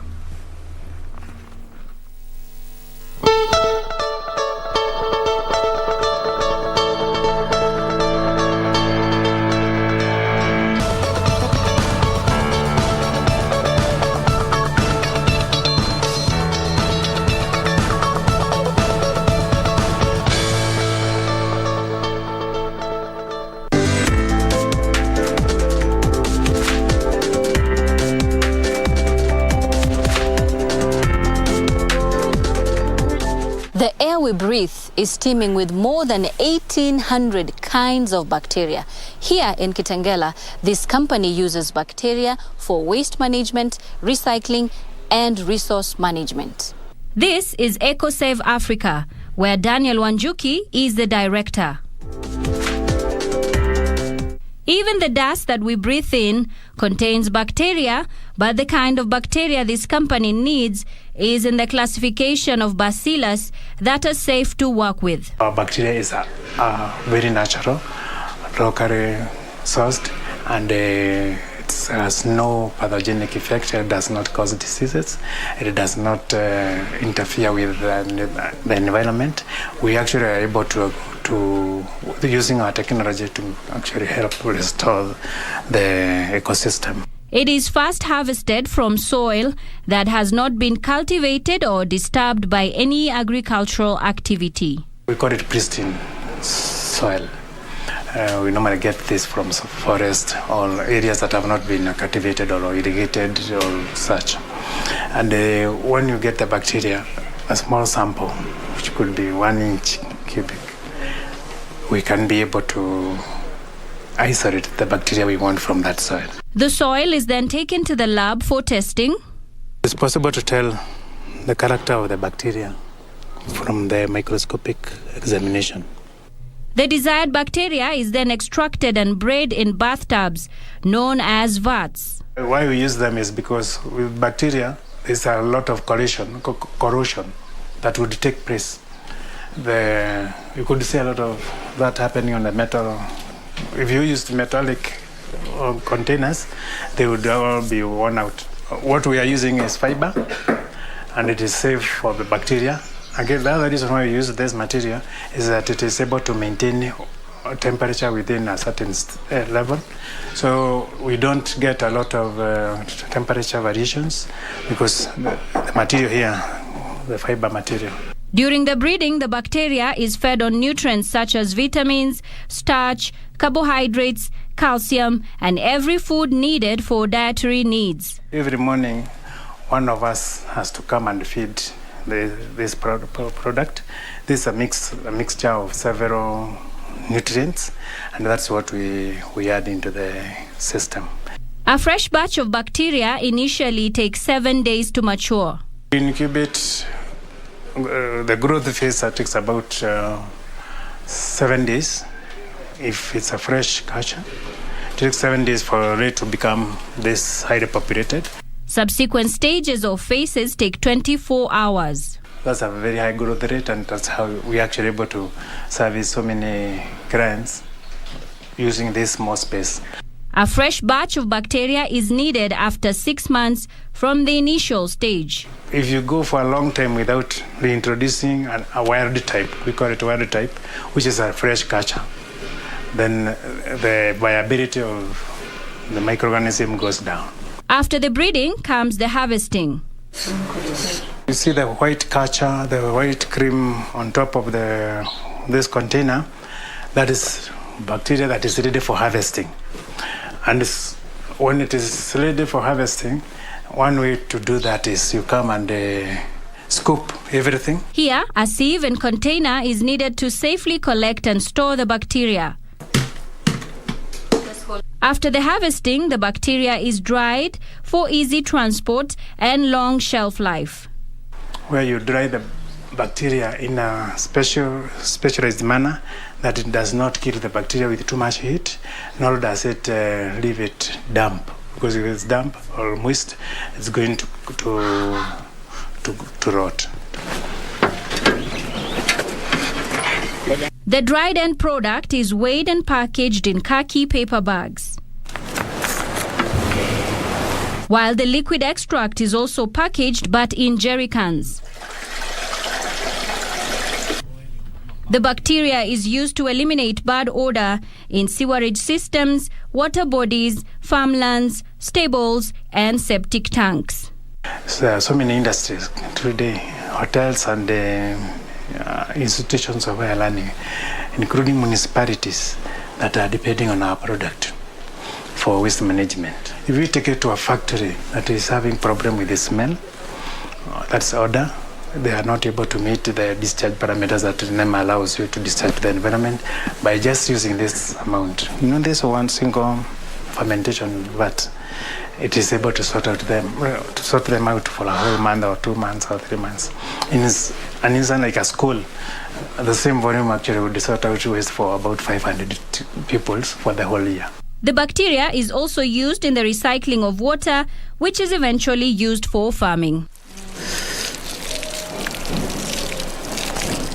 Reporting for KBC from Kitengela in Kajiado County, I'm Nisi Imano.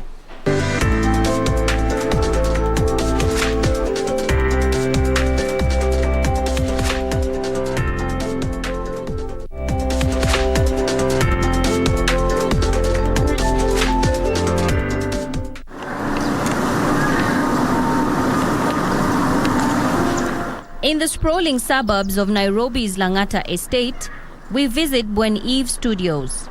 Right now you're in the studio, and studio entails a lot of things.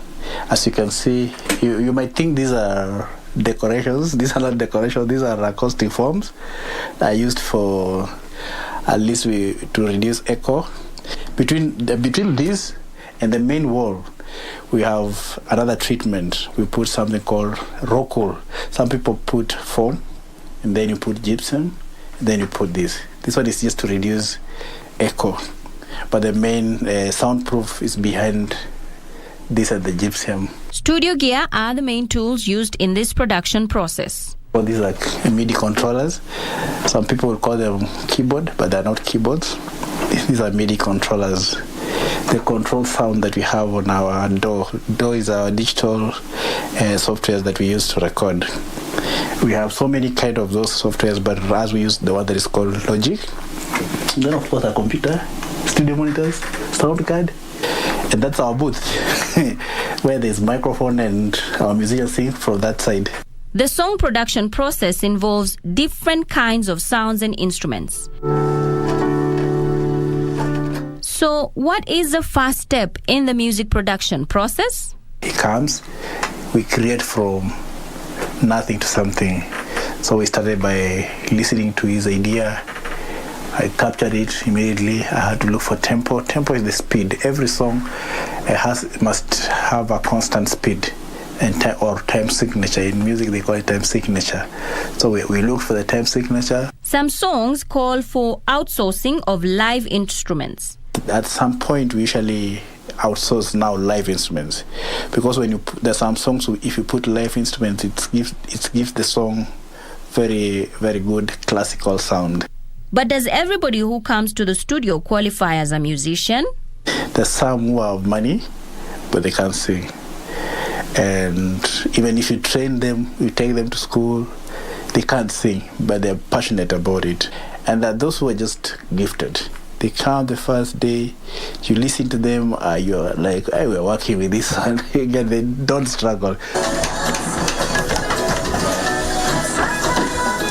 The process begins when the producer meets with the musician in studio. Today, this singer is doing his own rendition over him. I am blessed elaborate and souls of all, so I go by the name Real Man Redemption International. The songwriting can happen before or after the artist comes to studio. How I write my music? I really don't write my music at home. I love writing my songs in studio, because being inspired while the producer is just playing the keys, the keyboards. The producer then sits down with the artist to get the general idea of what the singer wants. There's this old version song named The producer kickstarts by finding a tempo. The tempo gives the song speed.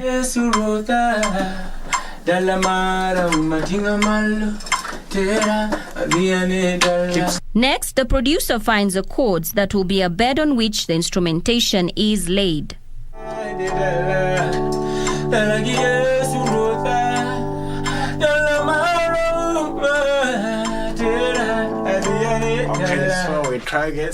Sometimes the song would demand for extra help from another specialist. The other producer, so he came to help me to put some drums.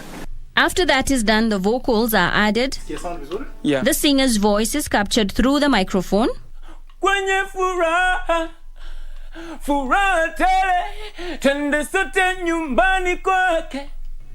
The audio file is then brought to the sound card. It comes as an analog, but the sound card changes the sound itself to digital through their computer software.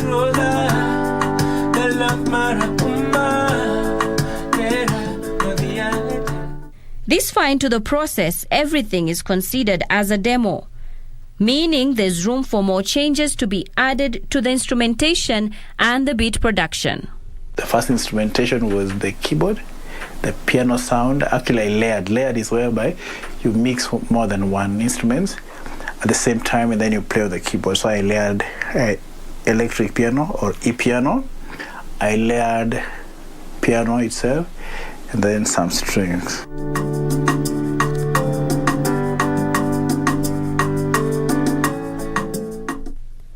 Next comes the mixing. Mixing means positioning each and everything where it's supposed to be.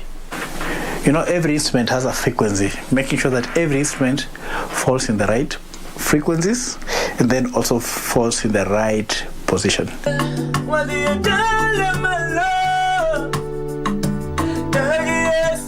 After the mixing is done, the song is mastered. Making sure that every voice sits in its position. We pan. Like here you see we are panning left or right at the center, you get it? You see, this one is when we pan at the same time. We use some plugins also just to make sure that our voice sounds the way we want. Mastering is the final stage in the music production process.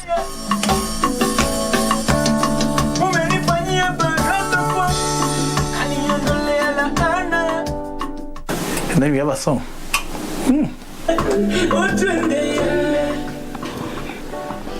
After the song has been mixed and mastered, the product is now considered ready for market. Reporting for KBC from Langata in Nairobi County, I'm Nisi Imano.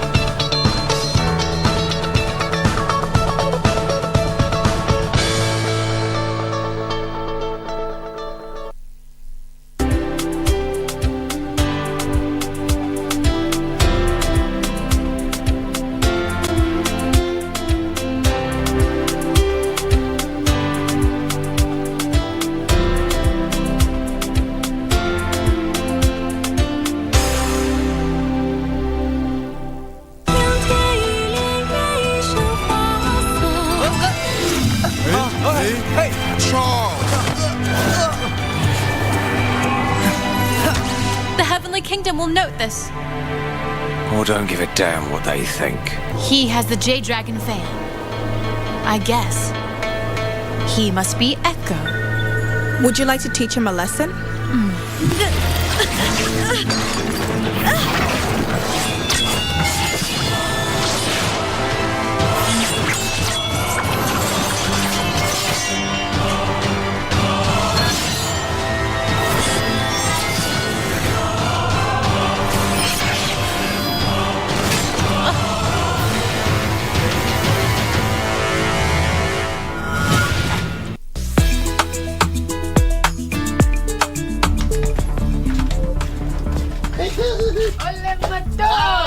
Yes. Mami nakuuliza. Sisi tulifight waboberu tugawafight tugua na gina tatabare tugawatoa. Kumbe tumebakisha mabeberu ngine hapa. Yaani mimi ni beberu. Ushai pepetwa na mwanamke wewe? Nipepeta kama moto sasa. Mimi niko na wageni huko unaniweza hapa hivi alafu unaniambia ujinga. Umetegea chovu ya anagula amabuyo na asali. Ukaona ugule pesa uchefujie. Ukalia nini? Sistuli hapa hivi. Sistuli huko ndani hapo uweze kalia hapo ni makosa. Hakuna wewe unakani kama hauko sawa hapa upstairs. Sasa baba una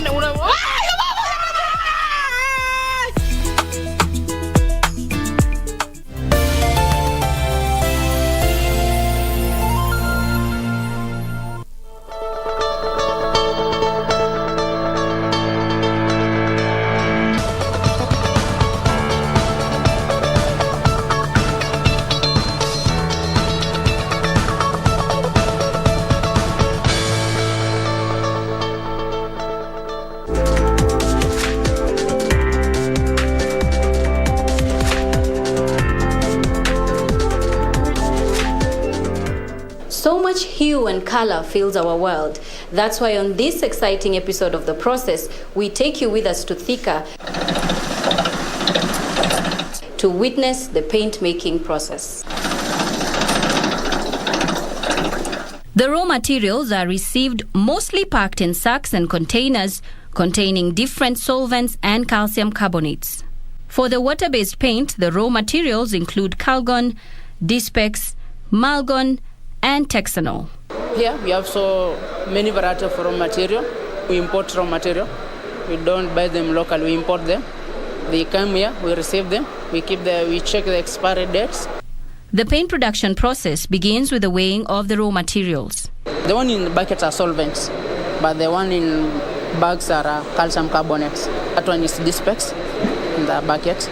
It's used to prevent paint from forming ant foam or foam. The dry raw materials are weighed accurately and to the gram. 13 items in total are weighed here. They are then prepared for transport to the machine to make the first batch.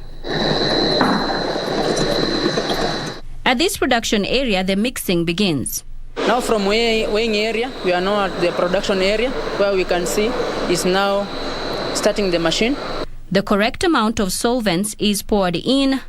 This includes preservatives, water softeners, hardeners, and binders. That first stage will give it 20 minutes for it to grind fast. The mixture is left to grind for 20 minutes. After which the calcium carbonates are added. After the carbonates, binders are added to make it sticky and ammonia for pH value. The paint has to be checked at each subsequent production stage against standards for the relevant product according to color and viscosity. We want to start a batch of oil base.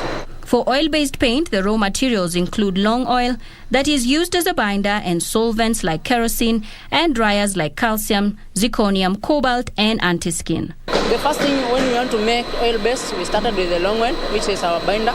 We put in solvent, kerosene, that's kerosene. After that, we started the machine. The machine has to run for 20 minutes. After 20 minutes, when it has mixed properly, now you can add in dryers. After dryers, you also mix for 20 minutes. After 20 minutes, we take it to the lab to check if it's the opacity and the viscosity is okay. Dryers are added after the first 20 minutes. Next comes the laboratory check.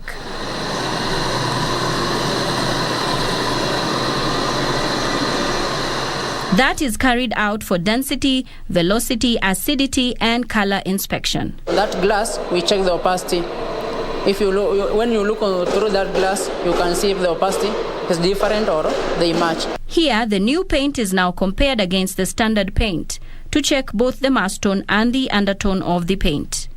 The laboratory is also responsible for inspecting as well as monitoring the quality of the production process. We check the pH value to see if the paint has pH value.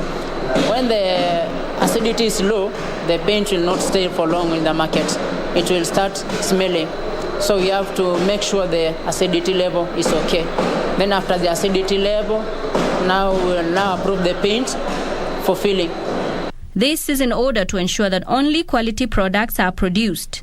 After approval, the paint is filled into containers. Both the big and the small containers are filled with the new paint, all packaged, put in boxes, and ready for market.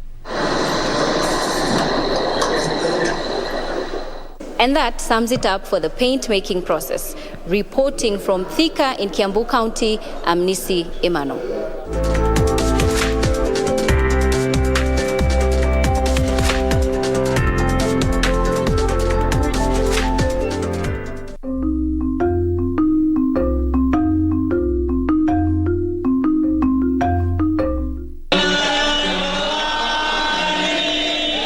Friday evening at 7 p.m., Hindu worshippers converge at a newly constructed temple in Thika, Kiambu County. The worshippers have travelled from far and wide to witness the inauguration of this temple, BAPS Shri Swaminarayan Mandir at Mogumoini. When you build a temple in your local village, in your local town, it increases the life of the town, of the village, for a very, very long time. For 1 hour, it is song and prayers. On Saturday at 10 a.m., the Sadhguru, remaining as spiritual teacher, leads the worshippers in prayers at the temple ahead of its inauguration. The saffron robes worn by Sadhguru represent a pure, auspicious and simple life. It also bears the color of fire, which symbolizes the fire of renunciation. Women and men sit in separate sections in the temple. This is to prevent corruption of the mind, to keep purity of the mind. This is in no way any form of discrimination against either men or women. Both are treated equally in the eyes of God. They sit cross-legged on the floor in a position known as suksana or lotus as a sign of respect and humility as they perform rituals to cleanse the temple. Unapoona tunakaa chini ni kwa sababu ya kuonyesha tunanyenyekea na hata ni mahali takatifu, so inahitaji tukae chini tukiwa karibu na Mungu. They offer prayers known as yagna amidst fire, using rice, flowers, ghee as offerings because they are pure and a non-violent way of sacrifice. They then take a 2-hour break.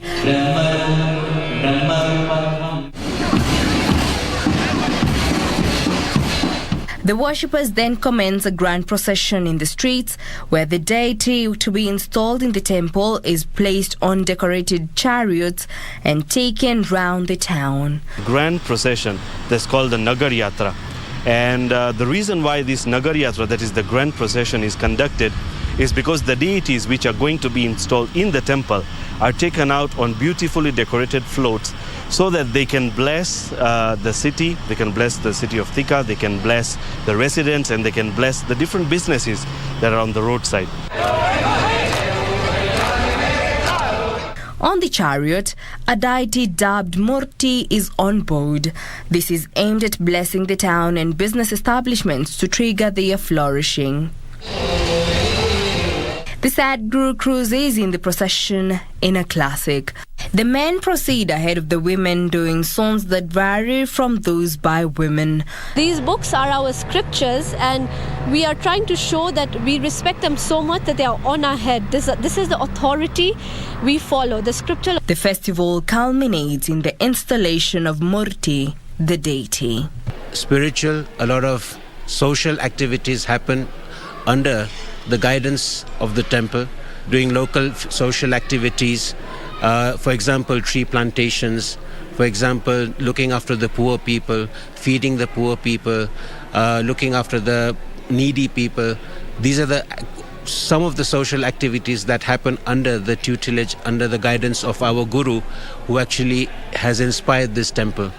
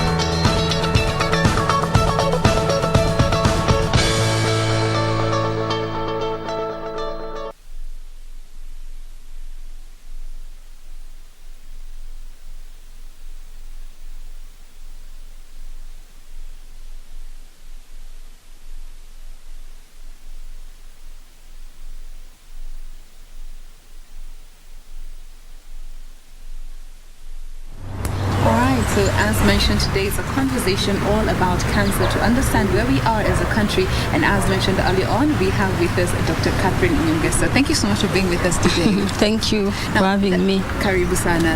Tell us a bit about your background when it comes to cancer treatment. We do follow the international cancer treatment guidelines, and more so we even have our own local cancer treatment guidelines. So we really follow science in giving treatment. So basically we stage the cancer to know what stage it is, and then what is the best treatment recommended putting in mind we always have also multidisciplinary care whereby we involve other disciplines in discussing the patient and giving the best way forward. One of the treatment includes surgery, you can give radiotherapy or chemotherapy, and sometimes a patient may have all the three treatments in a special sequence depending on the type of the cancer and the stage of the cancer and even the patient's preferences. All right. Now tell us a bit about the situation. You know, when you were setting up this beautiful institution in line with the fight against cancer, where were we as a country when you were setting up and just looking at the journey and how far we have come in the number of years we have been working? So I look at it more than 10 years ago, to be precise, it was in 2020, and at that time, 2010, sorry, and at that time we had very few cancer centers in the country. Patients had to wait for months. In fact, it was only mainly one public center that was offering affordable treatment. So patients had to wait for many months or travel long journey before they can get access to cancer care. And I remember one of the patients asked me, "Doctor, why are you giving me an appointment for 6 months down the line? What will happen to me 6 months to come?" So I said, probably instead of just waiting and lamenting, I took a step forward to see if we can set up a center that could bridge part of that gap. And at that time, I thank God because the center came in handy and bridged that gap of delay in seeking care. We are able to offer timely chemotherapy, and later we had acquired the radiotherapy machine, so radiotherapy was also given in a timely manner. And I can just be grateful to God because of the success stories that we have had of the patients who've been treated and got better after our care. And there are times when the cancer patients present a bit too late, and all you can do is probably just manage and keep them comfortable. Some of them succumb to the disease, but we always try our level best to assist the patient to improve the quality of life. All right. Now, Dr. Catherine, when we talk about cancer, for most people, we equate cancer to a death sentence because we might not really understand the context of which cancer really is. So maybe you could tell us a bit about, when we talk about cancer, medical speaking, what is it? So cancer is a complex disease. It's just not one disease. And when you talk about cancer, it really depends on the site. Where does it come from? The age of the patient, the stage of the cancer, the type. You can even have breast cancer, but there are different subtypes of breast cancer. So all those makes it quite complex. But in summary, it is a disease which cells in the body undergo mutation, or they undergo a change. And with this change, they start multiplying without ceasing and form either a mass, a lump, or a growth. And this growth sometimes can spread to other parts of the body through blood stream or through lymphatic system. And it can also go in the bone marrow in the case of blood cancer. And with this, it brings its own challenges to the body because of the spreading. It can damage some of the organs. Patients can have bleeding. The cancer can bleed when it bursts or ulcerates. And also they can have pain where the cancer is. All right. And what is the difference between the benign cancer and the malignant forms of cancer? So the benign one is actually not cancer. Okay. Yeah, a benign one has no potential to spread. It cannot spread. So then that is not a cancer. Cancerous growths have potential to spread to other parts of the body and even destroy the area they have spread to. Okay. Now, here in Kenya, cancer has been listed as the third leading form of, rather cause of diseases, cause of death. That is after infectious diseases and cardiovascular diseases. And let's just start by understanding, looking at the genders in this particular case. When it comes to men, which are the most common forms of cancers that have been identified? So in our country, as you rightly mentioned, cancer is the third leading cause of death. 60% of these cancers are actually reported in women and only 40% in men. When now we break it down to the men, the common cancers are prostate cancer, esophageal cancer, and throat cancers. And then now we have the colon or the digestive system cancers. Yeah. When we come to women, we see breast is leading, followed by cervical cancer, and then others include the throat cancers. Yeah. All right. Now, when it comes to public awareness, how are we doing as a country? Because for most of the cancer cases that I've been able to interact with, we always find people seeking treatment when it has developed to the further stages where treatment becomes a challenge. How is awareness contributing to all this? So awareness is a challenge. I would say we still not yet there. Our government has tried. We do have the national cancer screening guidelines, trying to even educate community healthcare workers to pick up the common symptoms about cancer, and still the reach or the penetration to the community is still very low. The awareness, I would say, is just around 10%. So we still have a lot of work to do as a country to educate the members of the public about the common signs of cancer, because cancer, the chances of cure is higher when it's detected early, and it becomes very difficult to cure cancer if it is detected late, or sometimes patients they are not aware that they have cancer, so that leads to delay in diagnosis, or worse so, inaccessible medical health assistance that is quite timely. So all that leads to a patient being delayed.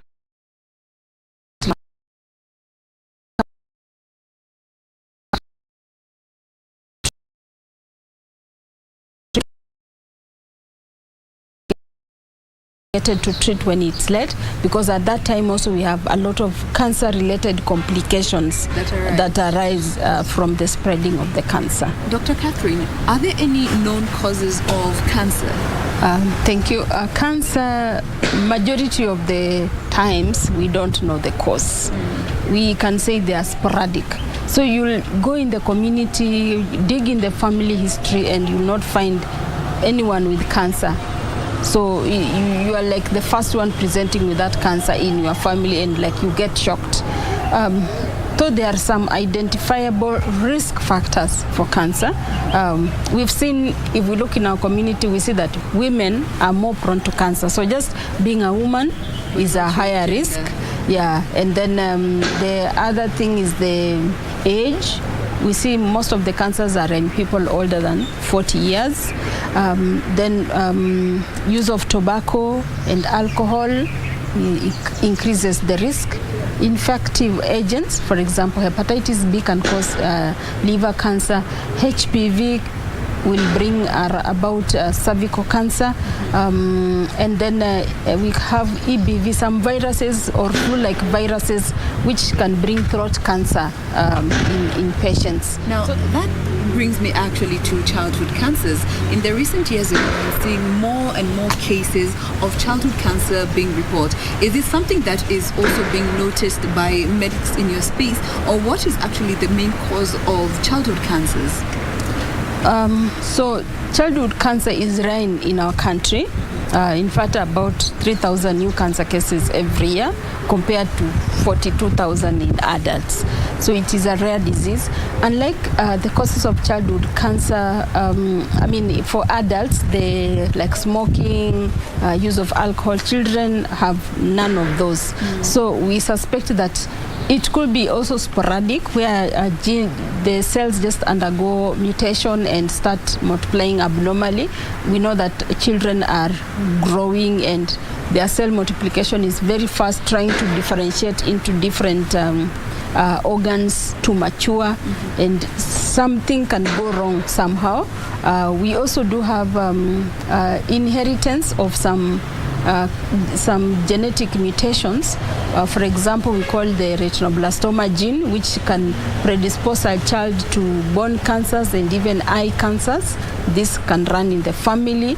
We have other genetic mutation, we call them we call it xeroderma pigmentosa, where a child is just prone to getting skin cancer. This is also still transmitted genetically.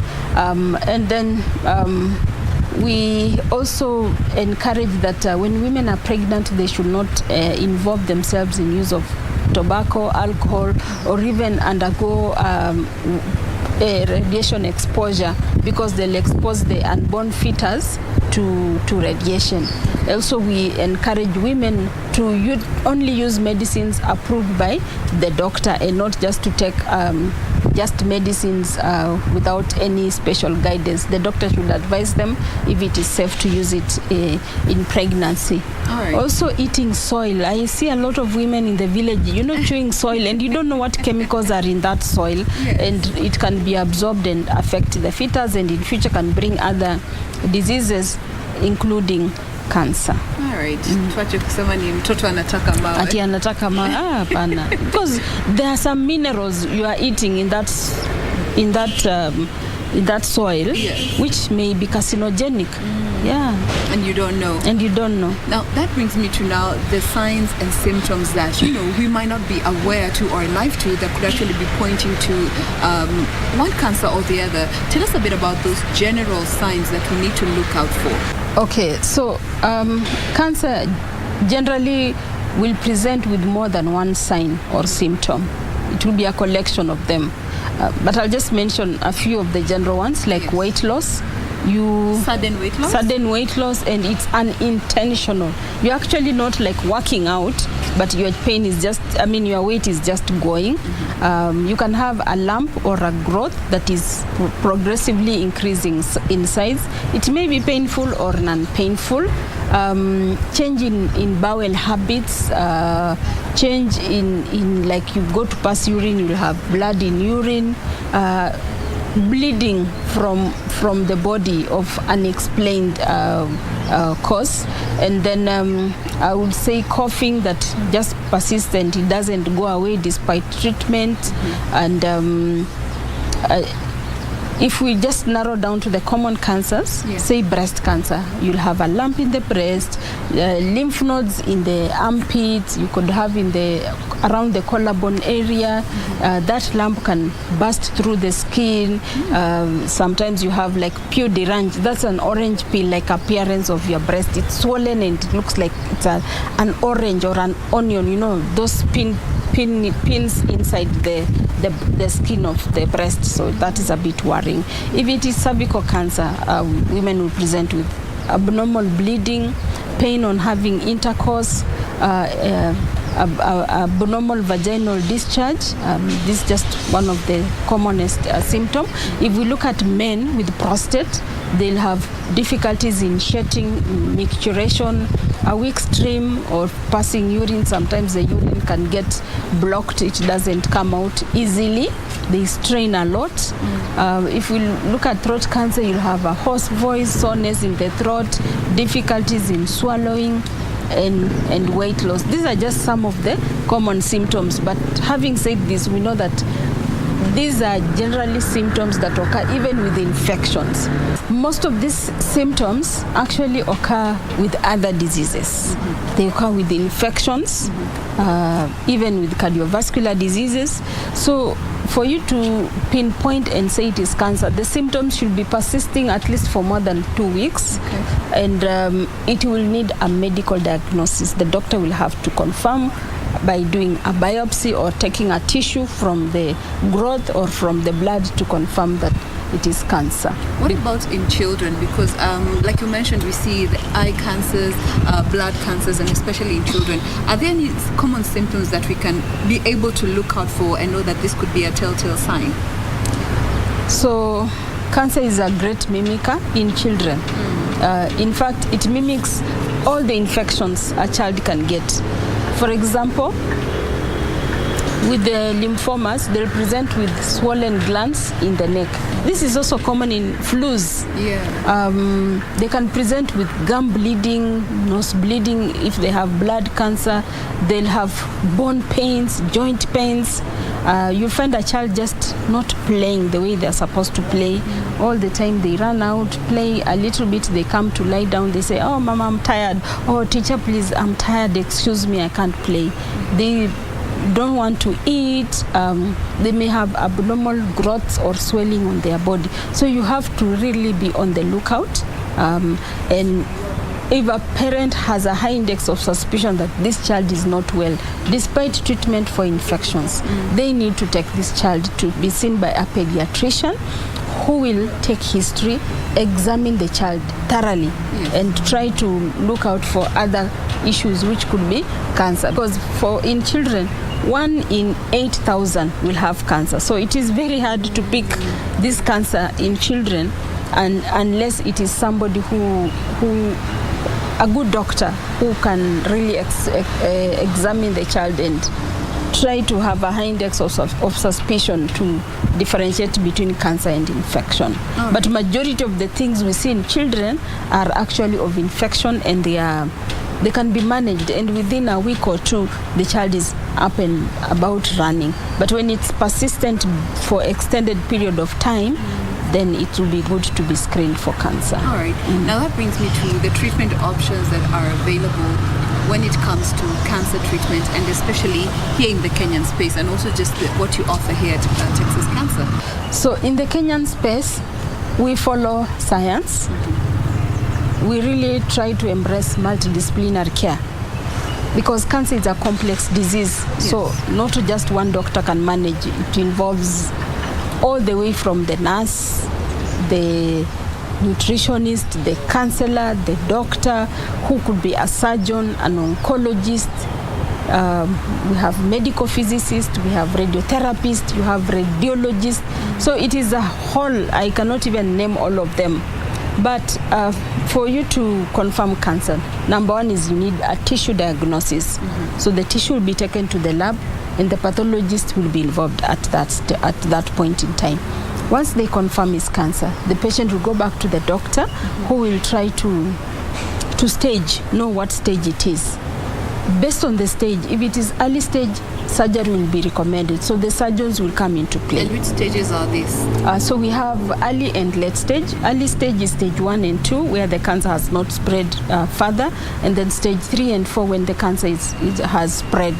And generally with stage 4, it means it has gone to distant sites. Maybe it started in the breast, now you have it in the lung, in the liver, so distant spread. So as I mentioned, for stage 1 and 2, most of the patients will need surgery, so the surgeon is involved.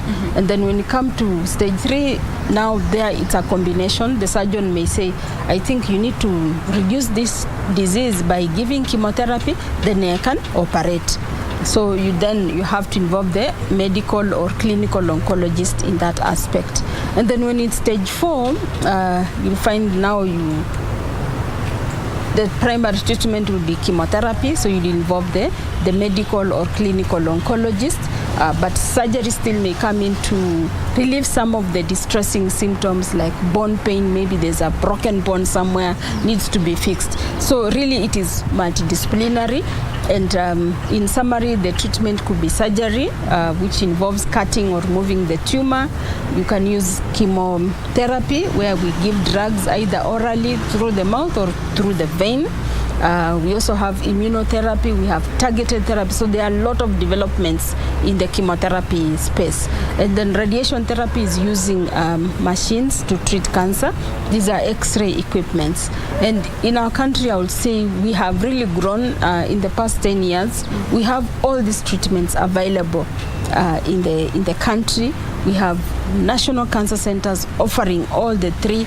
We have county hospitals offering, say, surgery and chemotherapy. So there's a lot of growth, and I'm just seeing more and more growth in the coming years. We are training doctors to try and bridge the gap, because we had very few oncologists. So now our local universities are training doctors, they are training clinical officers in oncology, nurses in oncology, medical physicists, radiotherapists, pathology. There's just a lot that is going on in this space, including even the infrastructure. Multidisciplinary. Yes. Now, on the other hand, when it comes to the growth that we have seen as a country, the finances always become an issue for many Kenyans when it comes to seeking treatment. And for some, they've actually said that, finances are the reason as to why we have not sought treatment. What can be done, or you might just paint for us a picture when it comes to the financial obligation that comes into play in cancer treatment? So the financial burden for cancer care is high. One, because of the multidisciplinary care. It's not like malaria. You go to the GP in the peripheral hospital, they treat you and you are home and dry. Yes. Cancer involves all those disciplines I've talked about, and there's cost to it. The cost also goes to the navigation part, where you have to navigate from the counties. Probably you're being treated for infections, then they discover it's cancer. Already there's money spent on trying to establish the diagnosis. So, and then from there now you come now to the actual treatment after staging. So the cost is quite complex, and it is involving, I would say, NHIF has come in to give relief to these patients, because what I know is they can pay for your surgery in the county hospitals, and even in the national hospitals and some of the private hospitals, they give relief. NHIF can pay for chemotherapy, radiotherapy. So it is much better, I would say, since NHIF started supporting patients. It's been like almost 5 years. Things are much better, but it is not yet a comprehensive cover. So patients still also need to take responsibility. This is what the government can do for you, but also as Kenyans, we need to do things for ourselves. Like we need to invest in our health. As we invest in education, you could have a public insurance, that is NHIF, but at the same time, if you can afford, you can apply for a private insurance so that your family is cushioned in all aspects. Yeah. You can have a private insurance to top up. And also, as Kenyans, let's not wait when we are sick to enroll.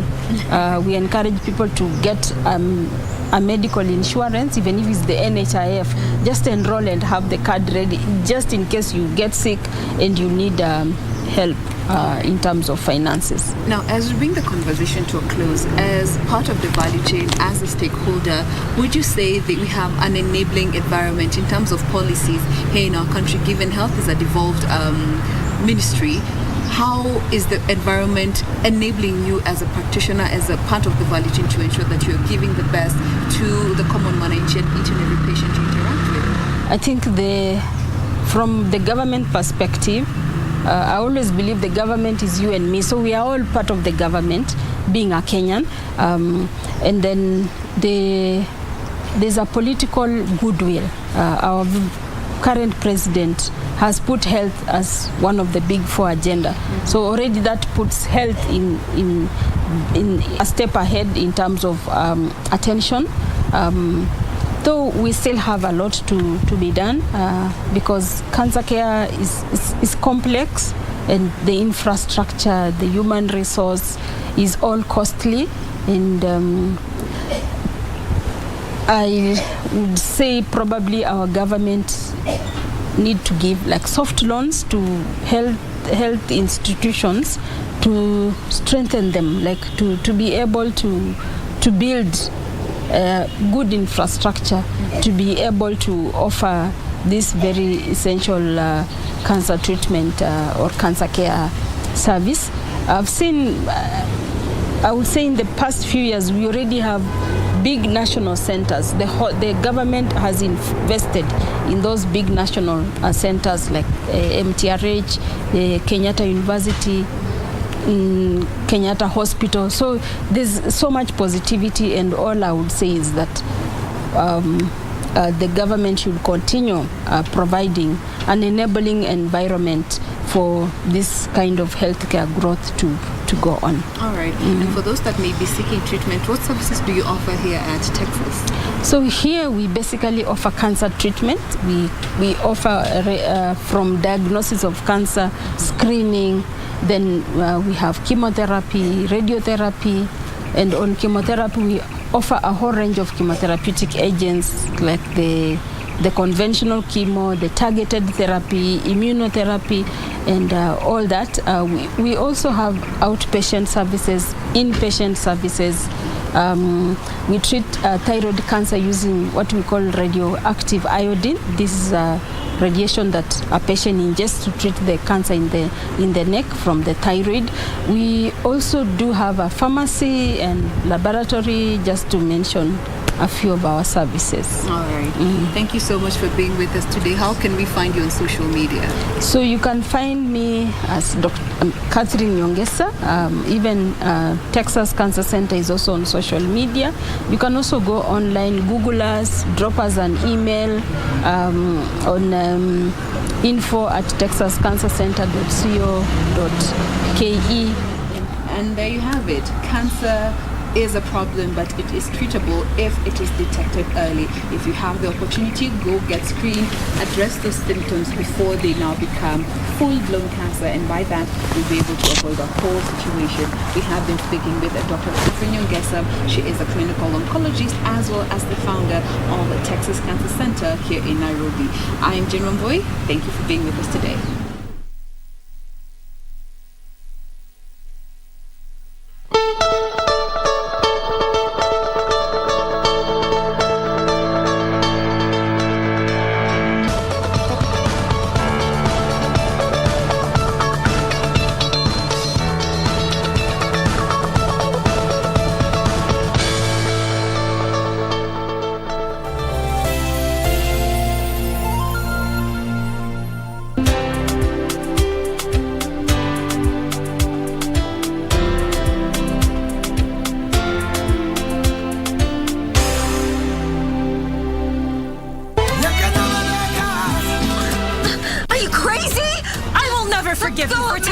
That I was going to marry Adrian. Never! Paulina, stop it! Think about Paulina. You will not leave me! You will not leave me! I won't allow it! You will not leave my side just for her! I forbid it! Julieta, you're hurting me, okay? You're hurting me. Julieta, let him go. You believe that